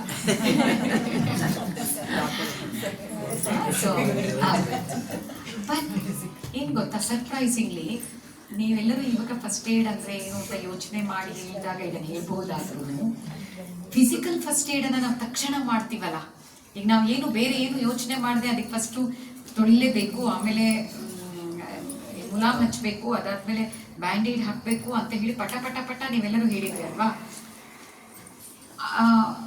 ಇಮೋಷನಲ್ ಫಸ್ಟ್ ಏಡ್ ಅಂದ ತಕ್ಷಣ ಆ್ಯಕ್ಚುಲಿ ನಾವು ಮಾಡೋದು ಏನಿದೆ ಅಂದರೆ ಫಿಸಿಕಲ್ ಫಸ್ಟ್ ಏಡ್ಗೆ ವಿರುದ್ಧವಾದನ್ನು ನಾವು ಮಾಡ್ತೀವಿ. ಅಂದರೆ ಉದಾಹರಣೆಗೆ ಈ ಗಾಯ ಆಗಿದೆ, ಅದನ್ನು ಒಂದು ಬ್ಲೇಡ್ ತಗೊಂಡು ಸ್ವಲ್ಪ ಇನ್ನೊಂಚೂರು ಅಗಲ ಮಾಡಿ ಆಳ ಮಾಡಿ ಅದಕ್ಕೊಂದು ಸ್ವಲ್ಪ ಉಪ್ಪು ಖಾರ ಎಲ್ಲ ಹಾಕಿ ಹುಳಿ ಹಾಕಿ ಈಗ ನೀವೆಲ್ಲರೂ ಒಂದೋ ನಗ್ತಾ ಇದ್ದೀರಾ, ಅಯ್ಯೋ ಅಂತ ಇದ್ದೀರಾ. ಅಂದರೆ you can recognise that physical ವೂಂಡಿಗೆ, ದೈಹಿಕವಾಗಿ ಆಗಿರುವಂತಹ ಗಾಯಕ್ಕೆ ಆ ಥರ ಮಾಡಬಾರ್ದು ಅನ್ನೋದು ನಿಮ್ಗೆಲ್ಲರಿಗೂ ತಲೆಯಲ್ಲಿ ಗಟ್ಟಿಯಾಗಿ ಕೂತಿದೆ. So none of you will try to do it. ಆದರೆ ಮನಸ್ಸಿನ ಗಾಯಕ್ಕೆ ಹಂಗಿಲ್ಲ. ಮನಸ್ಸಿನ ಗಾಯಕ್ಕೆ ಇನ್ನು ನಾವು ಯೋಚನೆ ಮಾಡಿ ಹಿಂಗೆ ಮಾಡ್ಬೋದಾ, ಅಳ್ಬೋದಾ ಬೇಡವಾ, ಈ ಥರ ನಾವು ಯೋಚನೆ ಮಾಡ್ತೀವಿ. ಈಗ ನಾನು ಹೇಳಿದ್ನಲ್ಲ, ಅದ್ರ ಬಗ್ಗೆ ಮತ್ತೆ ಮತ್ತೆ ಯೋಚನೆ ಮಾಡಿ ಆ ಗಾಯನ ಮತ್ತಷ್ಟು ಆಳವಾಗಿಸ್ಕೊಂಡು ನಾನು ಹಂಗೆ ಇದ್ದಿರಬೇಕು, ಅದಕ್ಕೆ ಅವ್ರು ನನ್ನ ಬೈದರು, ನನಗೇನು ಎಬಿಲಿಟಿ ಇಲ್ಲ, ಅದಕ್ಕೆ ನಾನು ಯಾವಾಗಲೂ ಈ ಥರ ನಂಗೆ ಫೇಲ್ ಆಗೋದು, ನಂಗೆ ಹಾಡಕ್ಕೆ ಬರಲ್ಲ, ಅದಕ್ಕೆ ನಾನು ಈ ಥರ ಆಗೋದು ಅಂತ ನಮ್ಮನ್ನೇ ನಾವು ಮತ್ತು ಸೊ ಅದು ಹೇಗೆ ಆ ಗಾಯನ ಮತ್ತೆ ಆಳ ಮಾಡಿ ಅದಕ್ಕೆ ಉಪ್ಪು ಖಾರ ಹಾಕಿ ಆ ಥರ ಮಾಡ್ದ ಹಾಗೆ. ಸೊ ಇಮೋಷ್ನಲ್ ಫಸ್ಟ್ ಏಡನ್ನು ಕೂಡ ನಾವು ಕಲ್ತ್ಕೋಬೇಕು. ಹೇಗೆ ನಾವು ಫಿಸಿಕಲ್ ಫಸ್ಟ್ ಏಡನ್ನು ಮಕ್ಕಳಿಗೆ ಕಲಿಸಿದೀವೋ ಅದೇ ಥರ ಇಮೋಷ್ನಲ್ ಫಸ್ಟ್ ಏಡನ್ನು ನಾವು ಕಲಿಬೇಕು, ಕಲಿಸ್ಬೇಕು. ಯಾಕಂದರೆ ಮಕ್ಕಳು ಕಾನ್ಸ್ಟೆಂಟಾಗಿ ನಮ್ಮನ್ನು ವಾಚ್ ಮಾಡ್ತಾ ಇರ್ತಾರೆ. ನಾನು ಹೇಳಿದ್ನಲ್ಲ, ನಾವು ಯಾವ ರೀತಿ ನಮ್ಮ ಸಿಟ್ಟನ್ನು ಹ್ಯಾಂಡಲ್ ಮಾಡ್ತೀವಿ, ನಮಗೆ ಏನಾದ್ರು ಮನೇಲಿ ನಮ್ಗೆ ಇಷ್ಟ ಆಗದಿದ್ದಂಗೆ ನಡೆದಿದ ತಕ್ಷಣ ಓ ನಾನು ಸತ್ತೋದ್ರೇನೆ ಸರಿ ಅಂತ ಬಾಯಲ್ಲಿ ಹೇಳೋದು, ಅಂದರೆ ನಾವೇ ವಿ ಡೋಂಟ್ ಮೀನ್ ಇಟ್. ಅಥವಾ ಇವಾಗ ಜಗಳದಲ್ಲಿ ನನ್ನ ಸಾಯಿ ನೀನು ಅಂತ ಹೇಳುವಂಥ ಹಾಳಾಗಿ ಹೋಗು ಅನ್ನುವಂತಹ ಮಾತುಗಳು ತುಂಬ ಜನಕ್ಕೆ ಬರುತ್ತೆ. ಬಟ್ ನೀವು ಏನು ನೆನಪಿಟ್ಕೋಬೇಕಂದ್ರೆ ಅದನ್ನು ನಾವು ಲಿಟ್ರಲ್ ಸೆನ್ಸಲ್ಲಿ ನಾವು ಹೇಳ್ತಾ ಇರಲ್ಲ, ಹೇಳೋರು ಅದನ್ನು ಲಿಟ್ರಲ್ ಸೆನ್ಸಲ್ಲಿ ಹೇಳ್ತಿರಲ್ಲ. ಬಟ್ ಆದರೆ ಕೇಳೋರಿಗೆ ಅದು ಲಿಟ್ರಲ್ ಸೆನ್ಸಲ್ಲಿ ತುಂಬ ಹರ್ಟ್ ಅಂತ ಆಗ್ಬೋದು, ತುಂಬ ಬೇಜಾರಾಗ್ಬೋದು. ಸೊ ಮಕ್ಕಳು ತಂದೆ ತಾಯಿಗಳಿಂದನೇ ಇದನ್ನು ಫಾಲೋ ಮಾಡ್ತಾರೆ, ಅದನ್ನು ಖಂಡಿತ ತಮ್ಮದಾಗಿಸ್ಕೊತಾರೆ ಅನ್ನೋದನ್ನು ನಾವು ಮರಿಬಾರ್ದು. ಅದಕ್ಕೆ ಮಕ್ಕಳು ನಿಮ್ಮ ಮಾತನ್ನು ಕೇಳಬೇಕು ಅಂತಂದರೆ ನೀವು ಮಕ್ಕಳ ಜೊತೆಗೆ ಮಾತು ಆಡಬೇಕು. ಫಸ್ಟ್ ಬರೀ ಪ್ರಶ್ನೆಗಳನ್ನು ಕೇಳೋದಲ್ಲ, ನಿಂಗೆ ಎಷ್ಟು ಮಾರ್ಕ್ಸು, ಎಷ್ಟು ಏನು ಮಾಡಿದೆ ಕೇಳೋದಲ್ಲ, ಅದ್ರ ಜೊತೆಗೆ ನೀವು ಮಾತಾಡಬೇಕು. ಸುಮ್ಮನೆ ಮಕ್ಕಳಿಗೆ ಒಂದು ಗೋಲ್ ಇಲ್ಲದೇ ಮಾತಾಡುವಂತಹ ಒಂದು ಸಮಯನ ನೀವು ಸೃಷ್ಟಿ ಮಾಡಬೇಕು. ದಿವಸ ರಾತ್ರಿ ಮಲಗಬೇಕಾದ್ರೂ ಅಥವಾ ಬೇರೆ ಯಾವುದೋ ಟೈಮಲ್ಲೋ ಒಂದು 5 ನಿಮಿಷ 10 ನಿಮಿಷ, ತುಂಬ ಜಾಸ್ತಿ ಟೈಮ್ ಆಗಬೇಕಾಗಿಲ್ಲ, 5 to 10 minutes ನೀವು ಆ ಮಕ್ಕಳ ಜೊತೆಗೆ ಸುಮ್ಮನೆ ಗೋಲ್ ಡೈರೆಕ್ಟೆಡ್ ಆಗ ಅಲ್ಲದೆ ಸುಮ್ಮನೆ ಆ ಮಾತಾಡೋದ್ರಿಂದನೇ ಸಂತೋಷ ಸಿಗತ್ತೆ ಅನ್ನೋದ್ರಿಂದ ನಾವು ಮಾತಾಡೋಕ್ಕೆ ಶುರು ಮಾಡಿದರೆ ಖಂಡಿತ ಮಕ್ಕಳಿಗೆ ಅದೊಂದು ಅವಕಾಶ ಇರುತ್ತೆ. ಏನೋ ಸ್ಕೂಲಲ್ಲಿ ಆಗಿದ್ದನ್ನ ಅವರು ಅವತ್ತೇ ಹೇಳಿರಲ್ಲ. ನೀವು ಈ ಥರ ಮಾತಾಡುವಂತಹ ಸಮಯವನ್ನು ಅವ್ರಿಗೆ ಕೊಡ್ತಾ ಇದ್ರೆ ಎಲ್ಲೋ ಒಂದ್ ಕಡೆ ಒಂದ್ ದಿವಸ ಅವ್ರು ಹೇಳ್ತಾರೆ. ಅದನ್ನ ನೀವು ಅದಕ್ಕೆ ಸಜೆಷನ್ಸ್ ಕೊಡಬೇಕು. ಆಗ ಅದು ಎಲ್ಲೋ ಒಂದ್ ಕಡೆ ಅವರಿಗೆ ಹೆಲ್ಪ್ ಆಗುತ್ತೆ. ಸೊ ಅವಾಗ ಮಕ್ಕಳು ಮತ್ತೆ ತಂದೆ ತಾಯಿದು ಒಂದು ಆ ರಿಲೇಶನ್ಶಿಪ್, ಬಾಂಧವ್ಯ ಅಂತ, ಅಟ್ಯಾಚ್ಮೆಂಟ್ ಅಂತ ನಾವೇನು ಹೇಳ್ತೀವಿ, ಅದು ಸಾಧ್ಯ ಆಗುತ್ತೆ. ಲಾಸ್ಟ್ ಒಂದು ಒಂದು ಸೆಕೆಂಡು ಅದನ್ನು ಸುಮ್ಮನೆ ಫಾರ್ ಎಕ್ಸಾಂಪಲ್ ಆ ಮಗುಗೆ ನೀನೇ ಟೀಚರ್ ಆಗು ಅಂತ ಮಾಡ್ಬೋದಾ? ನಾವೆಲ್ಲ ಸ್ಟೂಡೆಂಟ್ಸು ಅಥವಾ ಒಂದು ಇಮ್ಯಾಜಿನರಿ ಸ್ಟೂಡೆಂಟ್, ಅವಾಗ ಏನು ಸ್ಕೂಲಲ್ಲಿ ಆಗಿರುತ್ತೋ ಅದನ್ನ ಅದು ಹೇಳತ್ತೆ ಅಲ್ವಾ, ನೀವು ಡೆಫಿನೆಟ್ ಆಗಿ ಏನು ಮಾಡ್ಬೋದು. ನಡೀತಾ ಇರುತ್ತೆ. ಆದ್ರೆ ಅಷ್ಟು ಡೈರೆಕ್ಟ್ ಆಗಿ ಮಕ್ಕಳು ಯೂಶ್ವಲಿ ಅದನ್ನ ರಿವೀಲ್ ಮಾಡಲ್ಲ. ಅದೇ ಅಂದ್ರೆ ಅದಕ್ಕಾಗಿ ಬಿಟ್ಬಿಟ್ಟು I am not observing you do it ಚಿಕ್ಕ ಅಂತ ಮಕ್ಕಳು ಮಾಡ್ತಾರೆ. ಈಗ ಆ ಮಕ್ಕಳು ಅಲ್ಲೊಂದು ಮಗು ಹೋಯ್ತಲ್ಲ, ಆ ಮಗು ಅಷ್ಟು ದೊಡ್ಡ ಮಕ್ಕಳು ಮಾಡ್ತಾರೆ. ಆದ್ರೆ ಸ್ವಲ್ಪ ದೊಡ್ಡ ಮಕ್ಕಳು ಬಿಕಮ್ ಸ್ಮಾರ್ಟರ್. ಸೊ ಅವಾಗ ಅವರು ನಿಮ್ಗೆ ಏನ್ ಬೇಕು ಅದನ್ನ ಕೊಡಲ್ಲ. ಅದ್ರಲ್ಲಿ they will give readymade product. ಅಂದ್ರೆ ಈಗ ನಮ್ಮ ಟೀಚರ್ ಹಿಂಗ್ ಮಾಡ್ತಾರೆ ಅಥವಾ ಮತ್ತೊಂದು ಟೀಚರ್ ಅನ್ನ ಇಮಿಟೇಟ್ ಮಾಡೋದು ಅಷ್ಟೇ. But what is happening in the school ಇಲ್ಲ, they will not give it. ಅದು ಕೊಡಲ್ಲ, ಅವರು ಕೊಡಲ್ಲ ಅಷ್ಟು ಡೈರೆಕ್ಟ್ ಆಗಿ. ಮಕ್ಕಳು ಅದನ್ನ ಯಾವುದನ್ನು ಈಗ ಸ್ಕೂಲ್ ರೆಫ್ಯೂಸಲ್ ಅಂತ ಪ್ರಾಬ್ಲಮ್ ಬರುತ್ತೆ. ಮಕ್ಕಳು ಸ್ಕೂಲಿಗೆ ಹೋಗೋದನ್ನ ಮಾಡಲ್ಲ. ಆವಾಗ ತಂದೆ ತಾಯಿ ಬಂದು ಹೇಳ್ತಾರೆ ಏನಂದ್ರೆ, ನಾವೆಲ್ಲಾ ರೀತಿ ಕೇಳಿದೀವಿ, ಸ್ಕೂಲಲ್ಲಿ ಏನಾದ್ರು ಪ್ರಾಬ್ಲಮ್ ಇದೆಯಾ ಅಂತ ಕೇಳಿದೀವಿ, ಓದ್ನಲ್ಲಿ ಏನಾದ್ರು ಪ್ರಾಬ್ಲಮ್, ಯಾವುದೂ ಇಲ್ಲ, ನಾನು ಅದೇ ಸ್ಕೂಲ್ಗೆ ಹೋಗ್ತೀನಿ ಅಂತ ಹೇಳ್ತಾಳೆ. ಅಲ್ಲಿಗೆ ಹೋಗ್ಬೇಕು, ನಾನು ಸ್ಕೂಲಿಗೆ ಹೋಗ್ಲೇಬೇಕು ಅಂತ ಹಠ ಮಾಡ್ತಾಳೆ. ಹೊಟ್ಟೆ ನೋವು ಇದ್ರೂ ಪರವಾಗಿಲ್ಲ ಸ್ಕೂಲ್ಗೆ ಹೋಗ್ತೀನಿ ಅಂತ ಹೇಳ್ತಾಳೆ. ನೋ, ಬಡದ್ರೆ ನೀವು ಅದ್ರ ಹಿಂದ್ಗಡೆ ಅವಳ ಬಿಹೇವಿಯರ್ ಏನಿರುತ್ತೆ, ಮಗು ಬಿಹೇವಿಯರ್ ಇರುತ್ತೆ, ಅದನ್ನ ಅಬ್ಸರ್ವ್ ಮಾಡಿ ದೊಡ್ಡವರಾದವ್ರು ಅರ್ಥ ಮಾಡ್ಕೋಬೇಕು. ಹೊರತು ಮಗು ಓಪನ್ ಆಗಿ ನಂಗೆ ಸ್ಕೂಲಿಗೆ ಹೋಗಕ್ಕೆ ಇಷ್ಟ ಇಲ್ಲ, ನಂಗೆ ಹೊಟ್ಟೆ ನೋವು ಆಕ್ಚುಲಿ ಇಲ್ಲ, ನಂಗೆ ಸ್ಕೂಲಿಗೆ ಹೋಗಕ್ಕೆ ಇಷ್ಟ ಇಲ್ಲದೆ ಇರೋದ್ರಿಂದ ನಂಗೆ ಹೊಟ್ಟೆ ನೋವು ಬರ್ತಾ ಇದೆ ಅಂತ ಮಾಡಿ ಯಾವ ಮಗುನೂ ಹೇಳಿ. ಸೊ ನಾನು ಹೇಳ್ತಾ ಇರೋದು, ನೀವು ಹೇಳಿದ್ದು ಆಸ್ ಅನ್ ಆಕ್ಟಿವಿಟಿ ಫೈನ್. ಆ ಚಿಕ್ಕ ಮಕ್ಕಳಿಗೆ it will still work. But ದೊಡ್ಡ ಮಕ್ಕಳು ದೇ ವಿಲ್ ನಾಟ್. ಅವ್ರದ್ದು ಏನು ಕಾನ್ಫ್ಲಿಕ್ಟ್ ಇರುತ್ತೆ ಅದನ್ನು ಕೊಡಲ್ಲ. So there is only one way to establish ಒಂದು ಆ ಕಮ್ಯುನಿಕೇಷನ್ದು ಒಂದು ಅವಕಾಶನ ನಾವು ಹಾಗೆ ಇದು ಮಾಡಿರಬೇಕು. We should be observant. ಹೆಂಗೆ ಮಕ್ಕಳು ನಮ್ಮನ್ನು ಅಬ್ಸರ್ವ್ ಮಾಡ್ತಾರೋ ಆ ಥರ ನಾವು ಮಕ್ಕಳನ್ನ ಅಬ್ಸರ್ವ್ ಮಾಡ್ತಾ ಇದ್ದರೆ ಅದು ತುಂಬ ಈಸಿಯಾಗಿ ಸಿಕ್ಬಿಡುತ್ತೆ. This is just a small story. ಯಾಕೆ ಅನ್ನೋದನ್ನು ಆಮೇಲೆ ಹೇಳ್ತೀನಿ. ಅದನ್ನು ಯಾವ ಥರ ಬೇಕಾದರೂ ನೀವೆಲ್ಲರೂ ಅರ್ಥ ಮಾಡ್ಕೋಬಹುದು. ಆದರೆ ನಾನು ಹೇಳ್ತಾ ಇರುವಂತಹ ಕೆಲವು ರೀಸನ್ಸ್ ನಾನು ಹೇಳ್ತೀನಿ ಆಮೇಲೆ. ಇದು ದಿಸ್ ಇಸ್ ಅಬೌಟ್ ಜಾಪನೀಸ್ ಬಾಯ್, ಒಂದು ಜಪಾನಿ ಹುಡುಗರ ಕತೆ. ಅವನಿಗೆ ಬಲಗೈ ಇರಲ್ಲ. ಓಕೆ, ಅವನನ್ನು ತಾಯಿ ಎಲ್ಲ ಮಕ್ಕಳ ತಾಯಿಯಂದ್ರ ಥರನೇ ತುಂಬ ನನ್ನ ಮಗ ತುಂಬ ಚೆನ್ನಾಗಿ ಒಳ್ಳೆ ಇದಾಗಬೇಕು, ಚೆನ್ನಾಗಿ ಹೆಸರು ತಗೋಬೇಕು ಅಂತ ಹೇಳಿ ಅವನನ್ನು ಕರಾಟೆಗೆ ಹಾಕ್ತಾರೆ. ಜಪಾನ್ ಅಲ್ವಾ, ಜೂಡೋ ಕರಾಟೆಗೆ ಹಾಕ್ತಾಳೆ. ಆ ಮಾಸ್ಟರ್ ಏನಿರ್ತಾನೆ ಅವನು ತುಂಬ ಚೆನ್ನಾಗಿ ಅವನಿಗೆ ಕಲಿಸ್ತಾನೆ. ಎಲ್ಲದನ್ನು ಕಲಿಸಲ್ಲ, ಒಂದು ಸ್ಟೆಪ್ಪನ್ನು ಮಾತ್ರ, ಒಂದು ಕಾತ ಅಂತ ಹೇಳ್ತೀವಲ್ಲ ಆ ಕಾತನ ಅವನು ಅದನ್ನೇ ಮಾಡಿಸ್ತಾನೆ. ತುಂಬ ಸಲ ಮಾಡಿಸಿ ಆಯಿತು, 1 ವರ್ಷ ಅವನು ಕಲಿತಾನೆ. ಆಮೇಲೆ ಒಂದು ಕಾಂಪಿಟೇಷನ್ಗೆ ಕರ್ಕೊಂಡು ಹೋಗ್ತಾನೆ. ಅವರು ಆಶ್ಚರ್ಯಪಡ್ತಾರೆ, ಅರೆ ಇವನಿಗೆ ಕೈ ಇಲ್ಲ, ಈ ಹುಡುಗನಿಗೆ ಒಂದೇ ಒಂದು ಕಾತನ ಮಾತ್ರ ಕಲಿಸಿದ್ದಾನೆ, ಅದ್ರ ಮೇಲೆ 1 ವರ್ಷ ಆದ ತಕ್ಷಣ ಕಾಂಪಿಟೇಷನ್ಗೆ ಕರ್ಕೊಂಡು ಹೋಗ್ಬಿಟ್ಟಿದ್ದಾನೆ, ಏನಿದು ಅಂತ ಎಲ್ಲರೂ ಆಶ್ಚರ್ಯ ಪಡ್ತಿರ್ತಾರೆ. ಅದು ದೊಡ್ಡ ಜೂಡೋ ಚಾಂಪಿಯನ್ಶಿಪ್ ಆಗಿರುತ್ತೆ. ಸರಿ, ತುಂಬ ರೌಂಡ್ಸ್ ಇರುತ್ತೆ. ಮೊದಲನೇ ರೌಂಡಲ್ಲಿ ಇವ್ನು ಗೆದ್ಬಿಡ್ತಾನೆ. ಎಲ್ಲರಿಗೂ ಆಶ್ಚರ್ಯ ಆಗುತ್ತೆ. ಅದು ಸರಿ ಅಂತಾನೆ. ಅವ್ನು ಹಾಗೆ ಆಗ್ತಾ ಆಗ್ತಾ ಸೆಮಿಫೈನಲ್ಗೆ ಹೋಗ್ಬಿಡ್ತಾನೆ. ಸೆಮಿಫೈನಲಲ್ಲಿ ತುಂಬ ಕಷ್ಟ ಆಗುತ್ತೆ, ಬಟ್ ಆದರೆ ಅವ್ನು ಗೆಲ್ತಾನೆ. ಸರಿ, ಅವನು ಈಸ್ ಇನ್ ಟು ಫೈನಲ್ಸ್. ಫೈನಲಲ್ಲಿ ಮಾಡ್ತಾ ಮಾಡ್ತಾ ಮಾಡ್ತಾ ಎದುರಿನ ಹುಡುಗ ಹಿಂದಿನ ಸಲ ಚಾಂಪಿಯನ್ ಆಗಿರ್ತಾನೆ ಅವನು. ಸೊ ಆ ಎದುರಿನ ಹುಡುಗ ಏನು ಒಂದು ಕಡೆ ಇವನು ಬಿದ್ದೇ ಹೋದ ಅನ್ನೋ ಥರ ಆಗ್ತಾನೆ. ಆವಾಗ ರೆಫ್ರಿ ಹೇಳ್ತಾನೆ, ನೋಡು ಬೇಕಂದರೆ ನೀನು ಅವ್ನು ವಿಡ್ರಾ ಮಾಡ್ಬೋದು, ಯಾಕಂದರೆ ಅವನ ಕೈ ಬೇರೆ ಇಲ್ಲ ಪಾಪ ಹುಡುಗನಿಗೆ, ಸೊ ನೋಡು ಅಂತ ಹೇಳ್ತಾನೆ. ಮಾಸ್ಟರ್ ಹೇಳ್ತಾನೆ, ನೋ ಆ ಥರ ವಿಡ್ರಾಯಿಂಗ್ ಪ್ರಶ್ನೆನೇ ಇಲ್ಲ, ನನಗೆ ನನ್ನ ಶಿಷ್ಯನ ಮೇಲೆ ನನ್ನ ನಂಬಿಕೆ ಇದೆ, ಅವನು ಆಡಲಿ ಪರವಾಗಿಲ್ಲ ಅಂತ ಹೇಳ್ತಾನೆ. ಸರಿ ಮುಂದುವರಿದ್ಮೇಲೆ ಈ ಹುಡುಗ ಗೆದ್ದುಬಿಡ್ತಾನೆ. ಓಕೆ, ಸೊ ಅವನಿಗೆಲ್ಲ ಅಲ್ಲಿ ಕಪ್ಪೆಲ್ಲ ಕೊಡ್ತಾರೆ, ಆಯಿತು, ಹೊರಟರು ಮನೆಗೆ. ಮುಂದೆ ಗುರು ಹೋಗ್ತಾ ಇದ್ದಾನೆ, ಮಾಸ್ಟರ್, ಶಿಷ್ಯ ಹಿಂದ್ಗಡೆ ಬರ್ತಾ ಇದ್ದಾನೆ. ಶಿಷ್ಯನಿಗೆ ಹೆದರಿಕೆ ಗುರು ಹತ್ರ ಮಾತಾಡೋಕ್ಕೆ. ಆದರೂ ಅವನು ತುಂಬ ಕುತೂಹಲ ಆಗುತ್ತೆ, ನಾನು ಹೆಂಗೆ ಗೆದ್ದೆ ಅಂತ. ಯಾಕಂದರೆ ಅವನಿಗೆ ತುಂಬ ಆಶ್ಚರ್ಯ ಆಗ್ಬಿಟ್ಟಿರುತ್ತೆ ತಾನು ಗೆದ್ದಿರೋದು. ಸೊ ಇನ್ನೇನು ಮನೆ ಹತ್ರ ಹೋಗಬೇಕು, ಆವಾಗ ಅವನು ಹೋಗಿ ಮಾಸ್ಟರನ್ನು ಮುಟ್ಟಿ ಕೇಳ್ತಾನೆ, ಮಾಸ್ಟರ್ ನಾನು ಹೇಗೆ ಗೆದ್ದೆ ಅಂತ ಕೇಳ್ತಾನೆ. ಅದಕ್ಕೆ ಮಾಸ್ಟರ್ ಹೇಳ್ತಾನೆ, ನೋಡು, ನೀನು ಗೆದ್ದಿರೋ ರೀಸನ್ಸ್ 2.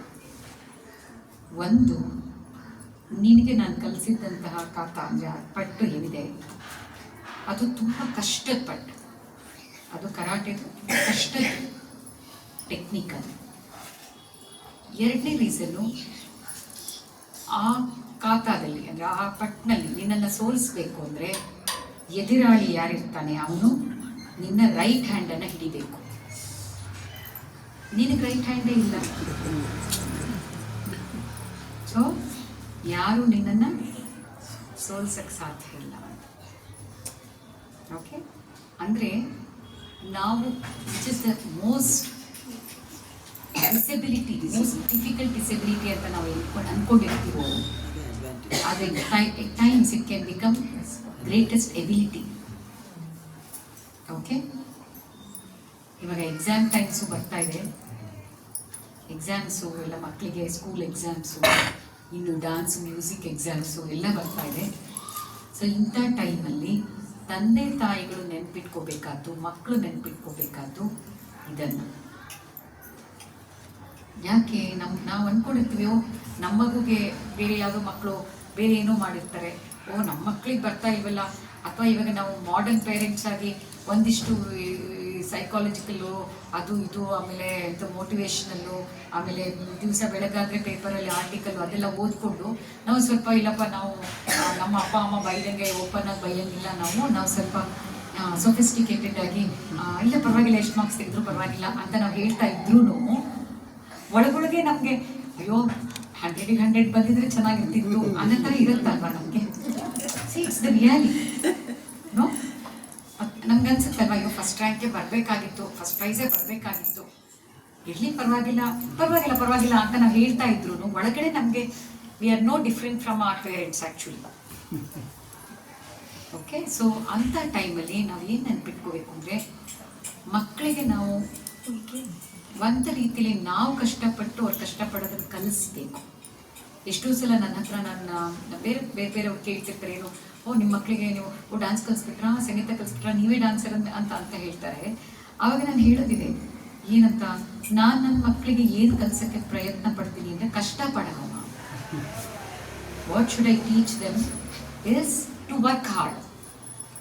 ನಾನು ಅದನ್ನು ಕಲಿಸಿದ್ರೆ ಬೇರೆ ಏನೇನು ಕಲ್ತ್ಕೋತಾರೆ ಅದು ಅವ್ರವ್ರಿಗೆ ಬಿಟ್ಟು, ಅದು ಅವ್ರು ಕಲ್ತ್ಕೋತಾರೆ. ನೀವು ಯಾರು ಈಗ ಮಕ್ಕಳಿಗೂ ಅವ್ರವ್ರ ಲೈಫ್ ಅಂತ ಇದೆಯಲ್ಲ,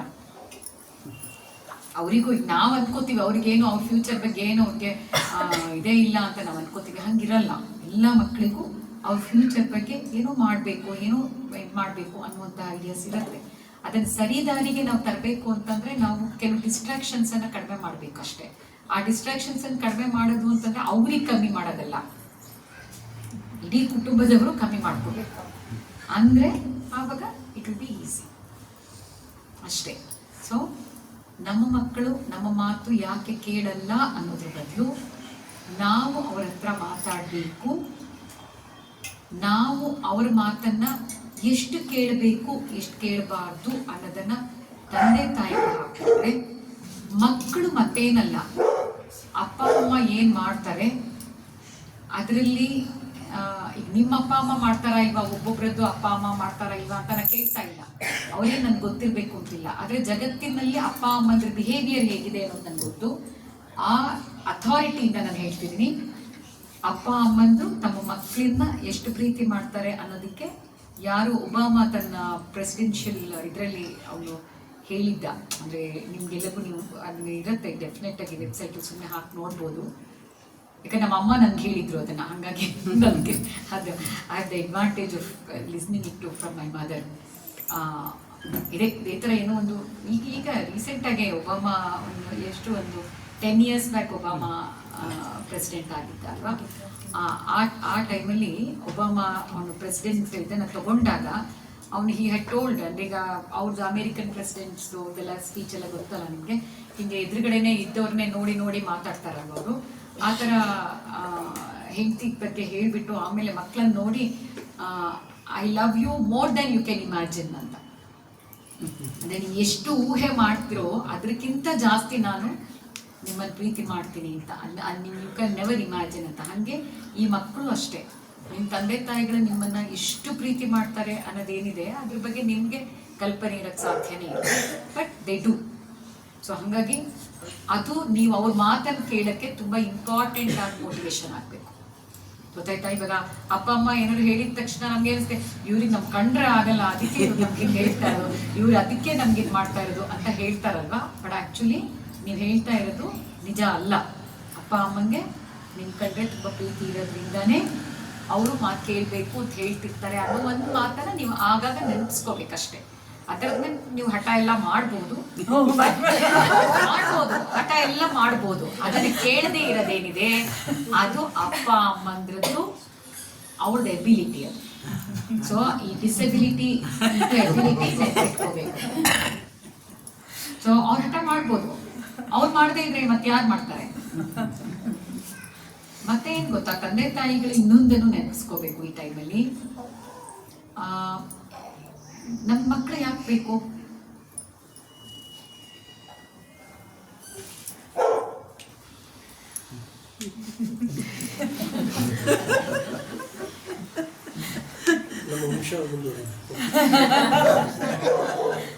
ಓಕೆ, ಹೌದು, ವಂಶ ಮುಂದುವರಿಬೇಕು. ಅದ್ರ ಹೆಸರು ಹಾಕೊಂಡು ಹೆಸರು ಚೆನ್ನಾಗಿ ಗಳಿಸಿದ್ರೆ ವಂಶ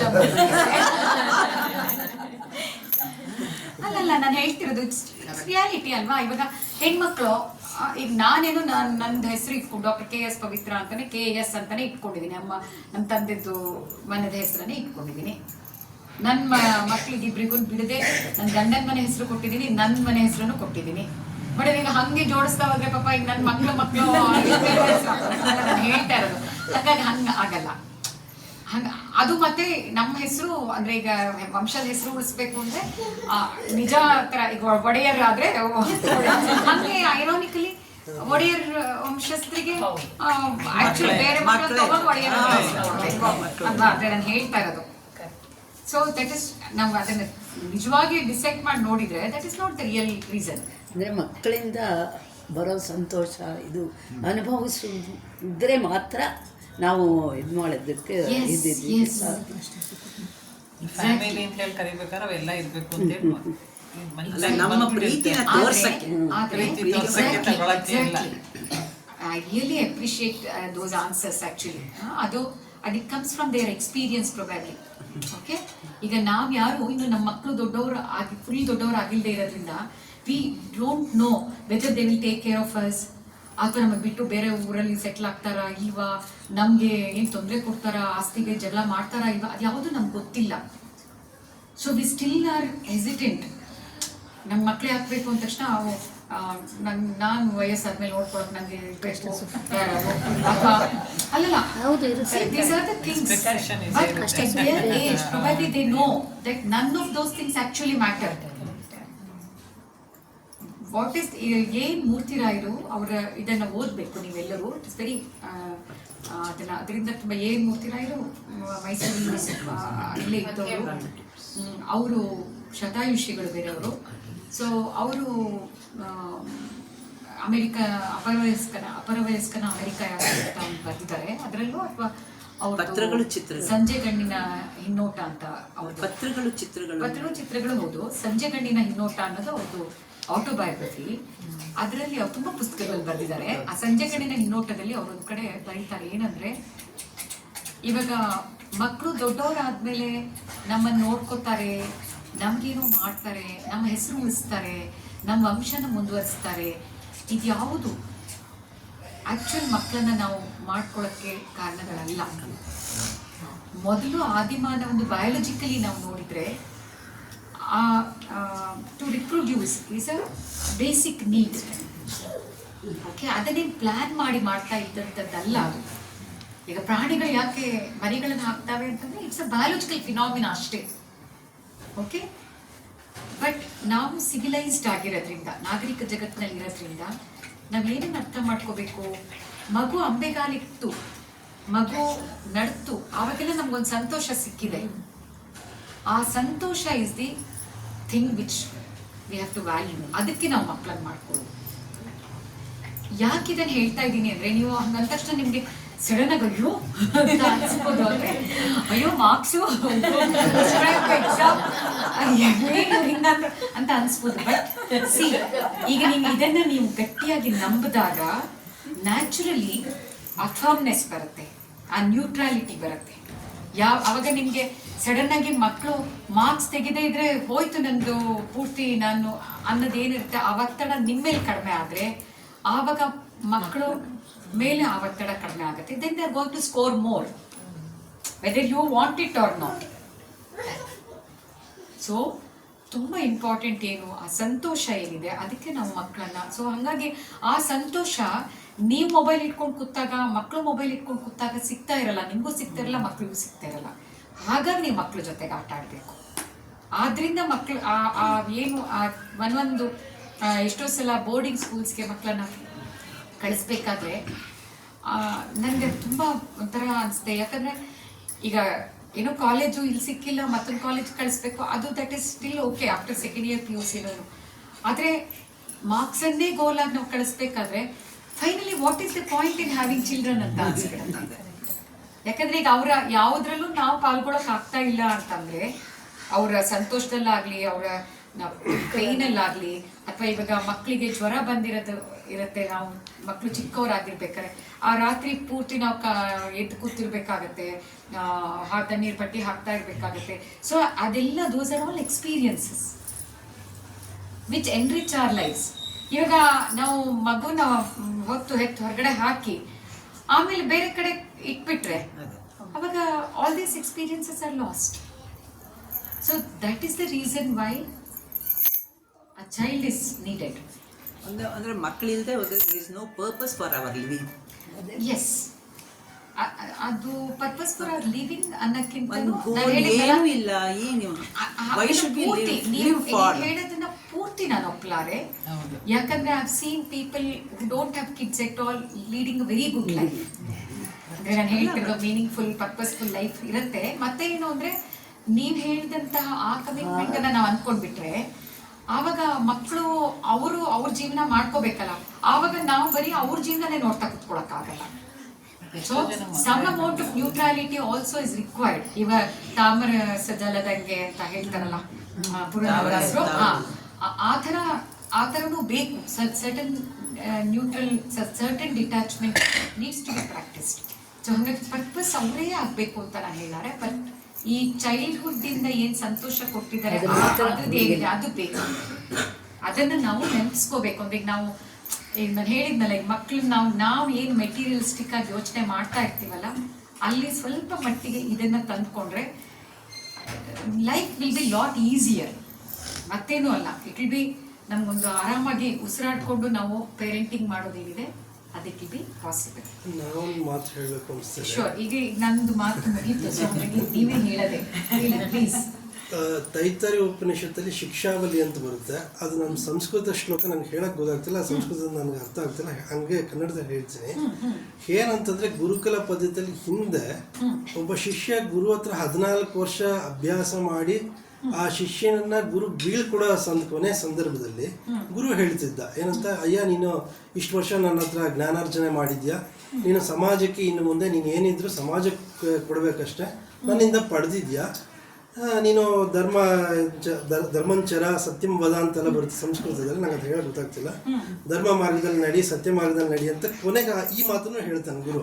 ಏನಂತ, ದೇಶಕ್ಕೆ ನೀನು ಮಗುನ ಕೊಡಬೇಕು ಅಂತಂದರೆ ನೀನು ಸಮರ್ಪಣೆ ಅಂತಂದರೆ ಒಂದು 4 ಋಣಗಳಂತ ಬರುತ್ತೆ. ಆ ಋಣದಲ್ಲಿ ಅದು ಒಂದು ಸಮಾಜ ಋಣ ಅನ್ನೋ ಒಂದು ಸಮಾಜಕ್ಕೆ ಕೊಡಬೇಕು. ಅಂತಂದರೆ ಒಂದು ಅರ್ಪಣಾ ಭಾವದಿಂದ ಅದು ದೇಶಕ್ಕೆ ಸಮರ್ಪಣೆ ದೃಷ್ಟಿಯಿಂದ ಕೊಡಬೇಕು ಅಂತ ತೈತ್ತರಿಯ ಉಪನಿಷದಲ್ಲಿ ಬರುತ್ತೆ. ಅಲ್ಲಿ ಅಯ್ಯ ನೀನು ಮದುವೆ ಆಗು, ಮಗುನ ಸಮಾಜಕ್ಕೆ ಕೊಡು ಅಂತ ಬರುತ್ತೆ. ನೀವು ಹೇಳಿದ್ದು ಸರಿನೇ. ಅದು ಈವನ್ ಸಹನಾವತ್ತು ಶ್ಲೋಕ ಇದೆಯಲ್ಲ, ಅದು ಗುರು ಮತ್ತು ಶಿಷ್ಯರ ನಡುವಿನ ಇದದು ಕೂಡಿ ಓದಿ ಕೂಡಾಡಿ ಕೂಡಿ ಅದು ಬೇದ್ರೆ ಹೊತ್ತು ಮತ್ತು ಸಹನಾವತ್ತು ಅದು.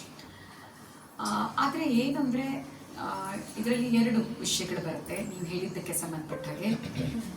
ಈಗ ಮಗುವಿನಲ್ಲಿ ನಮ್ಮ ವೈಯಕ್ತಿಕವಾದಂತಹ ಭಾವನೆಗಳು ನಮಗೆ ಇರೋದ್ರಿಂದನೇ ನಮಗದು ಬೇಕು ಅಂತ ಹೇಳಿಬಿಟ್ಟು ನಾವು ಮಾಡೋದಕ್ಕೆ ಸಾಧ್ಯ. ಬರೀ ದೇಶದ ಋಣವನ್ನು ತೀರ್ಸೋದಕ್ಕೆ ಮಾತ್ರ ಮಕ್ಕಳು ಮಾಡ್ಕೊಳ್ಳಿ ಅಂತ ನಾವು ಹೇಳಿದರೆ, ಈಗಿನ ಯುವ ಜನಾಂಗ ಈಗ ಮಕ್ಕಳು ಬೇಡ ಅಂತ ಡಿಸೈಡ್ ಮಾಡಿರುವಂತಹ ತುಂಬ ಜನ ದಂಪತಿಗಳನ್ನ ನಾವು ನೋಡ್ತೀವಲ್ಲ, ಆವಾಗ ಏನಾಗುತ್ತೆ ಅಂದರೆ ಅವ್ರು ಯೋಚನೆ ಮಾಡ್ತಿರೋದು 2 ಥರ. ಒಂದು, ಅದು ದೇಶಕ್ಕೆ ಅಂತ ನಾವು ಮಗು ಮಾಡ್ಕೊಡೋದು ಅಂತ. ಎರಡನೇದು, ಈಗ ನಾನು ಹೇಳಿದ್ನಲ್ಲ, ಬೆಳೆಸೋದು ಎಷ್ಟು ಕಷ್ಟ, ಓದಿಸೋದು ಎಷ್ಟು ಕಷ್ಟ, ಸ್ಕೂಲಿಂದ ಎಷ್ಟು ಕಷ್ಟ. ಸೊ ಅವರು ನಾವು ಹೇಳಿದ್ವಲ್ಲ, ಈಗ ಮೇಡಮ್ ಹೇಳಿದ್ರು, ಅವ್ರು ಹೇಳಿದ್ರು, ಅದನ್ನು ಅವರು ನೋಡೇ ಇಲ್ಲ ಅಂತ. ಬಟ್ ನಮ್ಮ ಉಪನಿಷತ್ತುಗಳ ಎಲ್ಲ ಕಡೆನೂ ಏನನ್ನೇ ವಿಧಿಸಿದ್ರು ಕೂಡ ಇದೆಲ್ಲದನ್ನ ರೀಡಿಂಗ್ ಬಿಟ್ವೀನ್ ದ ಲೈನ್ಸ್ ಅಂತ ನಾವು ಅನ್ಕೋಬೇಕು. ಅಂದರೆ ನಾವು ಮಧ್ಯ ಅಲ್ಲಿದೆ ಅರ್ಥಗಳು, ಅದನ್ನು ನಾವು ಗ್ರಹಿಸ್ಬೇಕಷ್ಟೇ. ಸೊ ನೀವು ಹೇಳಿದ್ದು ಸರಿನೇ.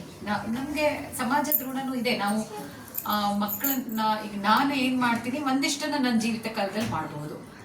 ಈಗ ನನ್ನ ಮಕ್ಕಳನ್ನ ನಾನು ಸರಿಯಾಗಿ ಬೆಳೆಸಿ ಅವರನ್ನ ಎಸೆಟ್ಸ್ ಅಂತ ನಾನು ಮಾಡಿದರೆ ಅವಾಗ ಅವ್ರು ಮತ್ತಷ್ಟನ್ನು ಸಮಾಜಕ್ಕೆ ಕೊಡೋಕ್ಕಾಗುತ್ತೆ. ಸೊ ಅದು ನನಗೆ ಸಮಾಜದ ಜವಾಬ್ದಾರಿನೂ ಅದು. ಇವಾಗ ಹೇಳ್ತಾರೆ ಏನು, ನಮ್ಮ child psychiatry head professor Shobha Srinath ಅಂತ, ಅವರಲ್ಲ ಅವ್ರ ಗಂಡ ನಮ್ಗೆ ಶ್ರೀನಾಥ್ ಅಂತ, ಅವರು ಇಂಗ್ಲೀಷ್ ಲೆಕ್ಚರರ್ ಆಗಿದ್ರು. Is a very brilliant person. ಅವ್ರು ನನ್ನ ಹತ್ರ ಬಂದು ಯಾವಾಗಲೂ ಹೇಳೋರು ಏನಂದರೆ, Pavithra, people like you and me should have 10 children ಅಂತ. ಅಂದರೆ ಅವಾಗ ನಾನು ಯೋ ಸರ್ ಅಂದ ತಕ್ಷಣ ಅವ್ರು ಇನ್ನು ಮೋಷನ್ ನಾನು ಹೇಳ್ತಾ ಇರೋದು ಅಂದರೆ, ಈಗ ಅವ್ರು ಹೇಳೋರು ಅಂದರೆ ಅವ್ರು ತುಂಬ ಬುದ್ಧಿವಂತರು, ನಾನು ಅವ್ರ ಥರ ಅಂತ ಅವ್ರು ತುಂಬ ಬುದ್ಧಿವಂತರು. ಬಟ್ ಆದರೆ ಅವ್ರು ಹೇಳೋರು ಏನಂದರೆ, ನಮ್ದೆಲ್ಲ ಜೀನ್ಸು ಆ ಥರ ವೇಸ್ಟ್ ಆಗಿ ಹೋಗ್ಬೋದು, ನಾವೆಲ್ಲ ಒಬ್ಬರು ಇವಾಗ ನಮ್ಮ ಇದರಲ್ಲೆಲ್ಲ ಗಲಾಟೆಯಾಗಿ ಗೊತ್ತಿದೆಯೋ ಇಲ್ಲೋ ಗೊತ್ತಿರ್ಬೋದು. ನಮ್ಮ ಯಾರು ಒಬ್ಬರು ಸ್ವಾಮೀಜಿ ಇದರಲ್ಲಿ ಇವರೆಲ್ಲರೂ ಎಷ್ಟೆಷ್ಟು ಮಕ್ಕಳು ಮಾಡ್ಕೋಬೇಕು, ಜಾಸ್ತಿ ಮಾಡ್ಕೋಬೇಕು ಅಂತೆಲ್ಲ ಆ ಥರ ಹೇಳಿದ್ದಾರೆ. ಅಂದರೆ ಅದರ ಅವ್ರ ಅರ್ಥ, ಈಗ ಇವ್ರು ಹೇಳಿರೋದು ಅರ್ಥ ನಿಜ, ಇಷ್ಟಿಷ್ಟು ಮಕ್ಕಳನ್ನ ಸೃಷ್ಟಿ ಮಾಡಿ ಅವಾಗ ನಮ್ಮ ಇದ್ರದ್ದು ಪಾಪ್ಯುಲೇಷನ್ ಜಾಸ್ತಿ ಆಗುತ್ತೆ, ಒಂದು ಕಮ್ಯುನಿಟಿದು ಇದ್ರದ್ದು ಅಂತ ಆಗಿರುತ್ತೆ. ಅವ್ರು ಹೇಳಿದ್ದೇನಿದೆ ಅದು ಜೆನೆಟಿಕ್ ಇದ್ರ ದೃಷ್ಟಿಯಿಂದ. ಈಗ ನಮ್ಮಂಥವ್ರು ಅಕಸ್ಮಾತ್ ಇಲ್ಲ ಬೇಡ, ನಮಗೆ ನನ್ನದೇ ಸಾಧನೆಗಳೇ ಇಂಪಾರ್ಟೆಂಟು, ಈಗ ನಮ್ಮಲ್ಲಿ ಪ್ರತಿಯೊಬ್ಬರು ಇಲ್ಲ ನಮ್ಮದು ಸಾಧನೆ ಮಾತ್ರ ಇಂಪಾರ್ಟೆಂಟು, ನಾವು ಇದು ಮಾಡಲ್ಲ ಅಂತ ಮಾಡ್ಕೊಂಡ್ಬಿಟ್ರೆ ಎಷ್ಟು ಸಮಾಜಕ್ಕೆ ಅನ್ಯಾಯ ಅಲ್ವಾ ಅದು. ಅಂದರೆ ನಮಗೆ ಆ ನ್ಯೂಟ್ರಾಲಿಟಿ ಬಂದರೆ ಬೇರೆ. ಅದಕ್ಕೆ ನನ್ಗೆ ಅನ್ಸುತ್ತೆ ಏನಂದರೆ, ಈಗ ನೀವು ಹೇಳ್ದಂಗೆ ಆ ಉಪನಿಷತ್ತಿನ ವಾಕ್ಯ ಏನಿದೆ ಅದನ್ನು ನಾವು ಕಲೆ ಇದಕ್ಕೂ ನಾವು ವಿಸ್ತರಿಸಬಹುದಾದರೆ, ಭರತ ಮುನಿ ನಾಟ್ಯಶಾಸ್ತ್ರವನ್ನು ಬರೆದು ಆಮೇಲೆ ನಾಟ್ಯಶಾಸ್ತ್ರದ 1ನೇ ಅಧ್ಯಾಯದಲ್ಲಿ ಏನಂತ ಬರುತ್ತೆ, ಭರತ ತನ್ನ 100 ಮಕ್ಕಳಿಗೆ ಅದನ್ನು ಕಲಿಸ್ದ, ನಾಟ್ಯವನ್ನು ಕಲಿಸಿ ಅದನ್ನು ಪ್ರಸಾರ ಮಾಡ್ದ ಎಲ್ಲ ಕಡೆ ಅಂತ ಬರುತ್ತೆ. ಇವಾಗ 100 ಮಕ್ಕಳು ಅಂದ್ರೆ ಯಾರು? ಒಂದೇ ಮನುಷ್ಯನಿಗೆ 100 ಮಕ್ಕಳು ಇರಕ್ಕೆ ಸಾಧ್ಯನಾ? ಈ ಥರ ಎಲ್ಲ ಮುನಿ ಅವನು ಅದು ಬೇರೆ. ಅವ್ನಿಗೇನಂದ್ರೆ ಈಗ 10 ಜನ ಹೆಂಡತಿರು, ರಾಜರಿಗಿದ್ರೆ ಒಂದು 20 ಜನ 30 ಜನ 100 ಜನ ಹೆಂಡತಿರು ಇರ್ಬೋದು. ಮುನಿ ಅವನಿಗೆ ಅಷ್ಟು ಒಬ್ಬಳಿಗೆ 100 ಮಕ್ಕಳನ್ನ ಹೇರುವಷ್ಟು ಶಕ್ತಿ ಇತ್ತ ಅನ್ನೋದೆಲ್ಲ ಬರುತ್ತಲ್ವ. ಆವಾಗ ಅಂದ್ರೆ ಮಕ್ಕಳು ಅಂತಂದ್ರೆ ಮಕ್ಕಳಷ್ಟು ಪ್ರೀತಿಯಾದ ಶಿಷ್ಯಂದಿರು ಅಂತ. ಸೊ ನಮ್ಮ ಉಪನಿಷತ್ತಿನ ಪ್ರಕಾರ ಏನು, ಮಕ್ಕಳನ್ನು ಕೂಡ ಶಿಷ್ಯಂದ್ರನ್ನು ಕೂಡ ಮಕ್ಕಳಾಗಿ ನಾವು ಸಲಹಿ ಅವರನ್ನು ಮಾಡಬೇಕು ಅಂತ. ಅವಾಗ ವಿದ್ಯಾದಾನವನ್ನು ಅಷ್ಟು ಥರದ್ರಲ್ಲಿ ಮಾಡಿದರೆ ಅದು ಕೂಡ ಸಮಾಜಕ್ಕೆ ಕೊಡುಗೆನೆ ಅಲ್ವಾ, ಅಷ್ಟು ಮಕ್ಕಳನ್ನು ಕೊಟ್ಟಂಗೆ ಅಲ್ವಾ. ಇವಾಗ ಒಂದು ಆ್ಯಕ್ಚುಲಿ ಹಾಗೆ ಈಗ ಮೀರಾ ಮ್ಯಾಮೇ ಹೇಳ್ತಿದ್ರು, ಮೊನ್ನೆ ಯಾರೋ ಫೋನ್ ಮಾಡಿ ಹೇಳ್ತಿದ್ರು, ನೀವು ಹೇಳಿದರೆ ಕೇಳ್ತಾರೆ. ನಾನೇ ಎಷ್ಟೋ ಸಲ ಹೇಳ್ತೀನಿ ಮೇಡಮ್, ನನ್ನ ಮಗನಿಗೆ ನಾನು ಮೀರಾ ಮ್ಯಾಮಿಗೆ ಮೆಸೇಜ್ ಮಾಡಿದ್ದನ್ನು ಅವನಿಗೆ ಕಾಣ್ದಿದ್ದಂಗೆ ಮತ್ತದನ್ನು ಮಾಡಿ ಮತ್ತೆ ಅವ್ರಿಗೆ ಹೇಳಿರ್ತೇನೆ ಫೋನ್ ಮಾಡಿ, ಮೇಡಮ್ ಇದು ಮಾಡಿಸ್ಬಿಡಿ ಹೇಳಿದ್ರೆ ಮಾಡಿಲ್ಲ. ಅಂದರೆ ಗುರುವಿಗೆ ಮತ್ತೊಂದು ಸಿಗ್ನಿಫಿಕೆಂಟ್ ಅದರ್ಸ್ ಅಂತ ನಾವು ಕರಿತೀವಿ. ಅಂದರೆ ಈಗ ತಂದೆ ತಾಯಿಗಿಂತ ಅವರ ಮಾತಿಗಿಂತ ಜಾಸ್ತಿ ಪ್ರಭಾವ ಇದ್ದು ಅವರ ಆ್ಯಕ್ಚುಲಿ ಮಕ್ಕಳ ಆರೈಕೆಯಲ್ಲಿ ನೇರವಾಗಿ ಭಾಗವಹಿಸದೇ ಇರುವಂಥವರನ್ನು ನಾವು ಸಿಗ್ನಿಫಿಕೆಂಟ್ ಅದರ್ಸ್ ಅಂತ ಸೈಕ್ಯಾಟ್ರಿಲಿ ಕರಿತೀವಿ. ಯಾರು ಆ ಸಿಗ್ನಿಫಿಕೆಂಟ್ ಅದರ್ಸು? ಒಂದು ಟೀಚರ್ಸ್, ಎರಡನೇದು ಅಜ್ಜ ಅಜ್ಜಿ ಹೇಳಿದ ಕೆಲಸ ಮಕ್ಕಳು ಕೇಳಿಬಿಡ್ತಾರೆ. ನೀವು ತಂದೆ ತಾಯಿ ಎಷ್ಟು ಹೇಳಿದ್ರು ಕೇಳಿರಲ್ಲ, ಬಟ್ ಆದರೆ ಟೀಚರ್ ಹೇಳಿದ್ರೆ ಕೇಳಿಬಿಡ್ತಾರೆ. ಬಟ್ ಆದರೆ ಹಂಗಂತ ಹೇಳಿ ಈಗ ಮಗುಗೆ ಜ್ವರ ಬಂತು, ಸ್ಕೂಲಿಗೆ ಫೀಸ್ ತುಂಬಬೇಕು, ಇದ್ಯಾವುದನ್ನು ಅಜ್ಜ ಅಜ್ಜಿ ಆಗಲಿ ಟೀಚರ್ಸ್ ಆಗಲಿ ಮಾಡಿರಲ್ಲ, ತಂದೆ ತಾಯಿನೇ ಮಾಡೋದು ಆ ಥರ ನೀಡ್ಸನ್ನು. ಆದರೆ ಮಕ್ಕಳು ಕೇಳ್ತಾರೆ, ಅದಕ್ಕೆ ಅವರನ್ನ ಸಿಗ್ನಿಫಿಕೆಂಟ್ ಅದರ್ಸ್ ಅಂತ ಕರಿತೀವಿ. ಮತ್ತೆ ಆಗಿದ್ದರು ಎಲ್ಲರೂ ಮೇಡಮ್, ಒಂಚೂರು siblings rivalry during adolescence age, ಸ್ವಲ್ಪ ಅದ್ರ ಬಗ್ಗೆ ಹೇಳ್ಕೊಡಿ. ಎಲ್ಲ ಏಜ್ ಗ್ರೂಪಲ್ಲೂ sibling rivalry can be seen to some extent. It is normal.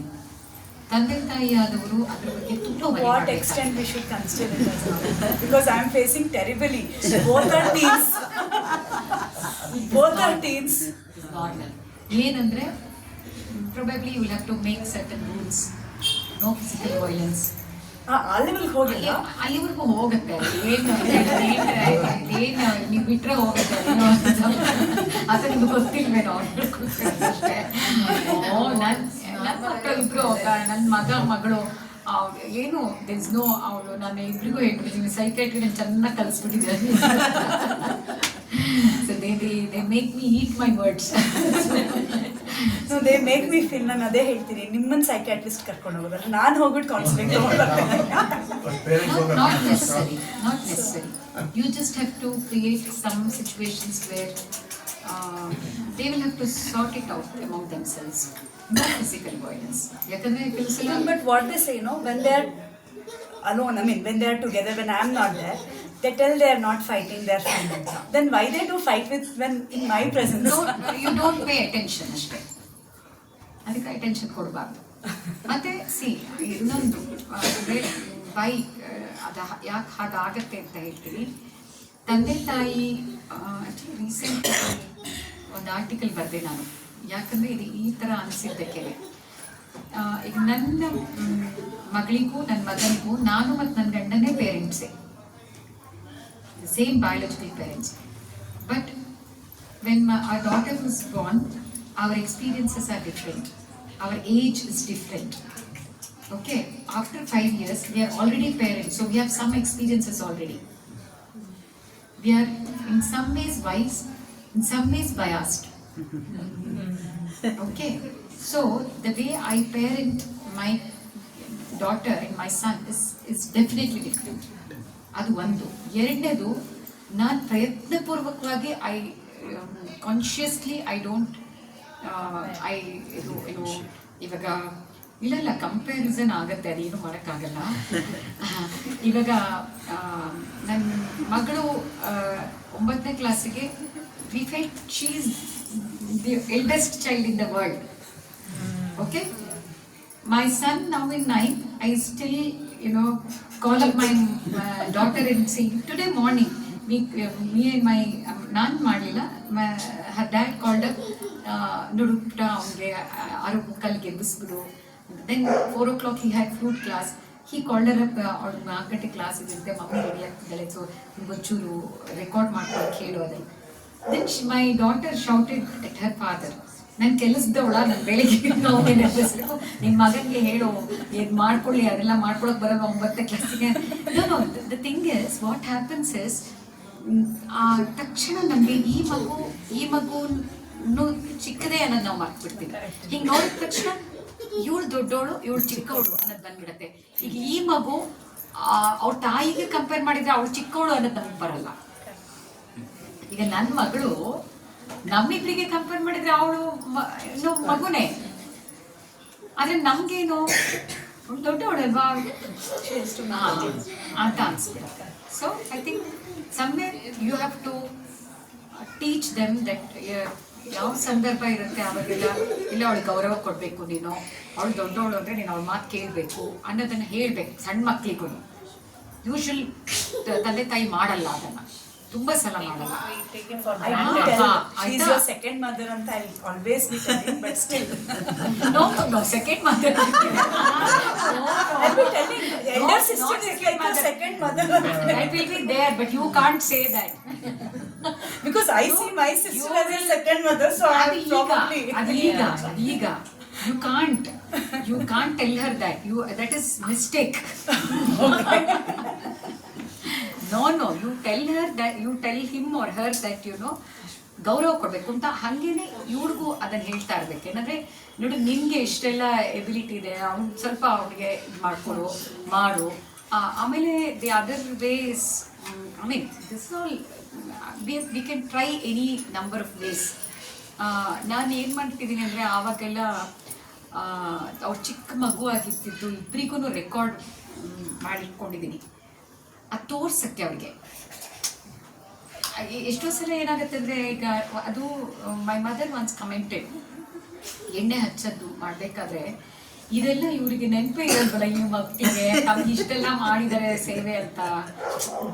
So and that was the moment I felt I should immediately record it and keep it and show it to these people. Because once my daughter said, ಅಂದರೆ ನನ್ನ ಮಗಳು 5 ವರ್ಷ, ನನ್ನ ಮಗ ಹುಟ್ಟಿದಾಗ, ಆವಾಗ ಇದೆಲ್ಲ ಮಾಡಿಸ್ಬೇಕಾದ್ರೆ ಅವಳು ನೋಡ್ತಿಲ್ಲ, ಇದೆಲ್ಲ ಮಾಡ್ತಾರಲ್ಲ ಇಷ್ಟು ಅವಾಗ. ಆಮೇಲೆ ನಾನು immediately I showed Har, C ನಿನಗೂ ಮಾಡಿದ್ವಿ, ನಿಂಗೆ ಇನ್ನೂ ಜಾಸ್ತಿ ಮಾಡಿದ್ವಿ, ನಾವೆಲ್ಲರೂ ಕೂತ್ಕೊಂಡು ಮಾಡ್ತಿದ್ವಿ ಒಳ್ಳೆ ಇದ್ದಿದ್ದಕ್ಕೆ ಅಂತೆಲ್ಲ. So in some ways you have to give specific answer to them. ಈಗ ನಾವು ಈ ಟೈಮಲ್ಲಿ ಮೊಬೈಲು ರೆಕಾರ್ಡಿಂಗ್ ಈಸ್ ಈಸಿಯರ್ ಅಂತ ಟೈಮಲ್ಲಿ ಡೆಫಿನೆಟ್ಲಿ ದಿಸ್ ಇಸ್ ಹೆಲ್ಪ್ಫುಲ್. ಆ ಥರದನ್ನ ನಾವು ಮೊಬೈಲನ್ನು ಅದಕ್ಕೆ ಯೂಸ್ ಮಾಡ್ಕೋಬೇಕು ನಾವು. It will be really useful.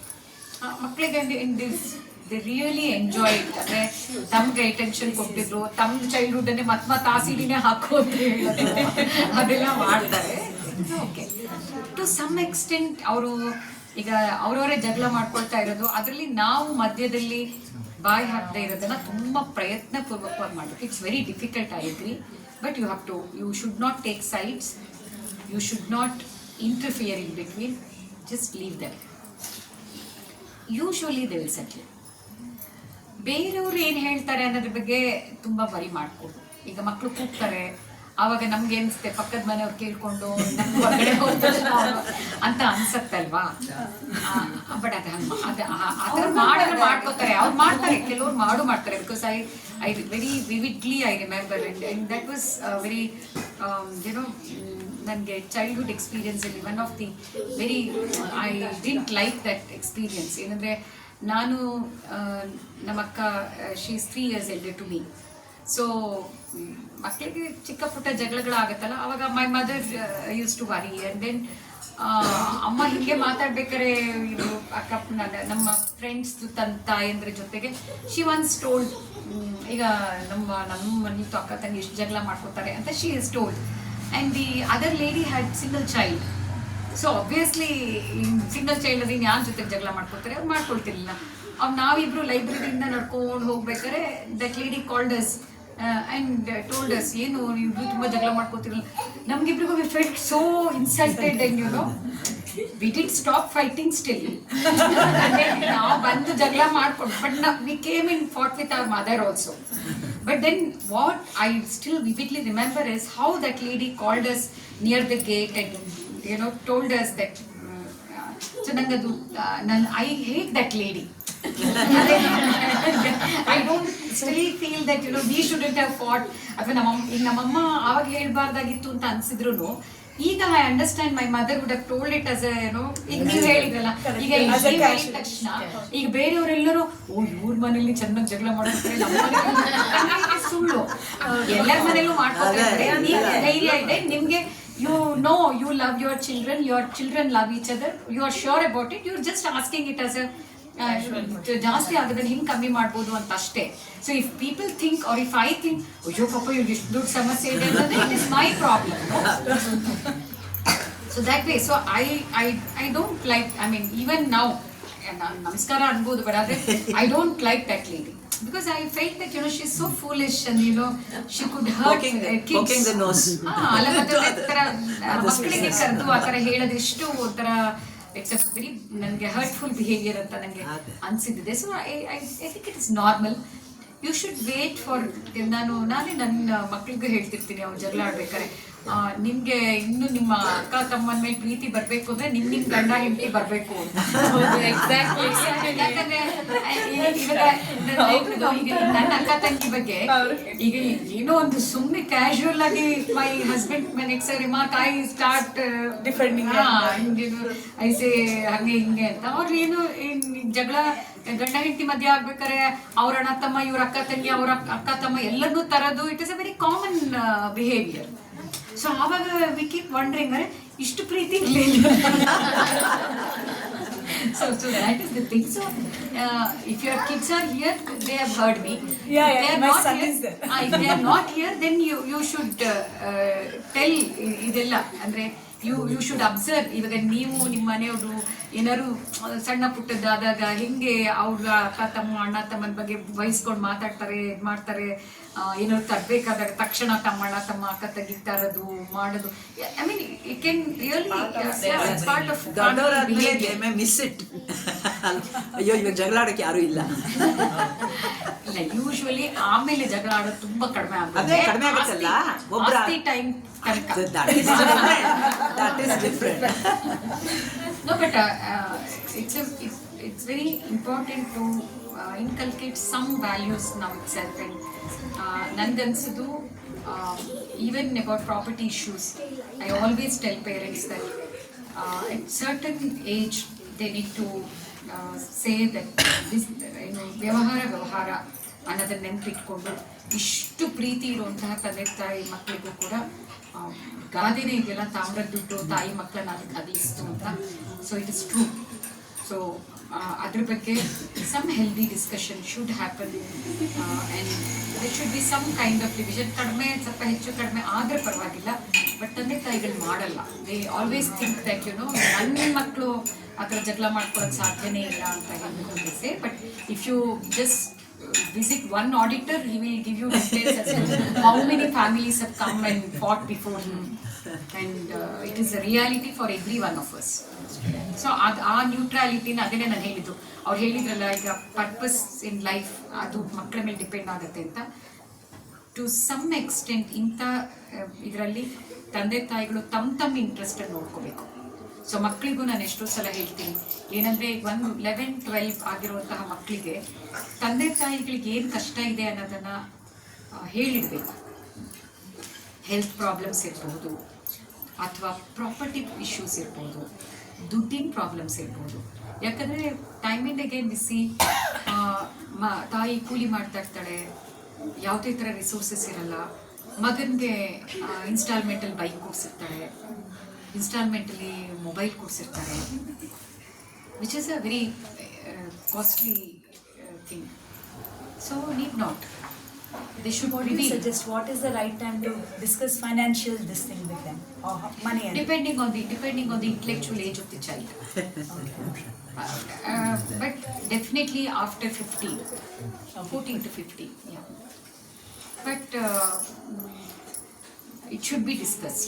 ಯಾಕಂದರೆ ಏನಾಗುತ್ತೆ ಗೊತ್ತಾ, ಈಗ ನಾವು ಡಿಸ್ಕಷನ್ನು ಮಾಡಿಲ್ಲ ಅವ್ರ ಎದುರುಗಡೆ ನೇರವಾಗಿ ಅಂತ ನಾವು ಅಂದ್ಕೊಳ್ಬೋದು. ಮನೇಲಿ ಇರ್ತೀವಲ್ಲ, They will be listening. ಹಾಂ. So they will know. ನಾನು ಮಾತಾಡುವಾಗ ಅಮ್ಮ ಬೈತಾರೆ ಆ್ಯಕ್ಚುಲಿ ನನಗೆ, ಅದೆಲ್ಲ ಯಾಕೆ ಮಕ್ಕಳ ಮುಂದೆ ಮಾತಾಡ್ತೀರಾ, ಅದೇ financial discussion or something. So it will have to happen.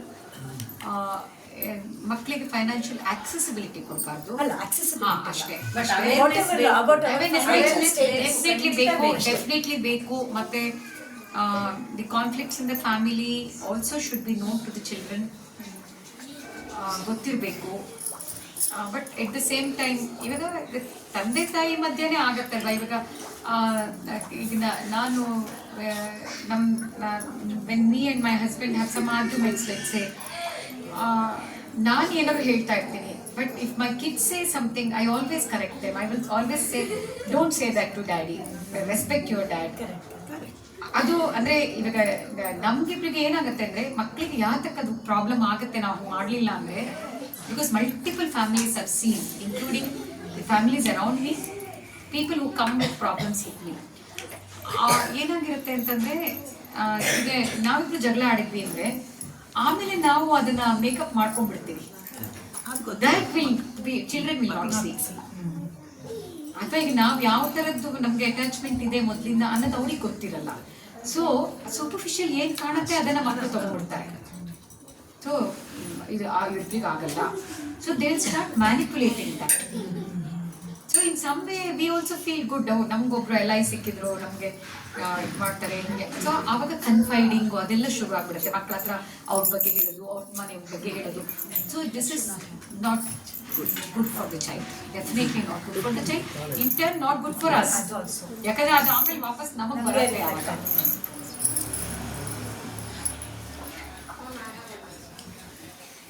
Generally, first kids, it is heavily pampered. They are not on the very disciplined way. For example, my daughter, she is very pampered from my in-laws, my side, both the sides. Now, how do I come back her to on the track? Same She doesn't eat. That's a one major problem. ಈಗ ಅವಳು ತಿಂದಿಲ್ಲ ಅಂದ್ರೆ ಎಷ್ಟು ದಿವಸ ನೀವು ಬಿಟ್ಟು ನೋಡಿದ್ದೀರಾ? ಇಷ್ಟು ಅಲ್ಲ, she eat it for 1 hour. ಆಯ್ತು, ಇದು ಬೇರೆ ಏನು ತಿಂತಾಳೆ ಅವಳು? She doesn't like eating only.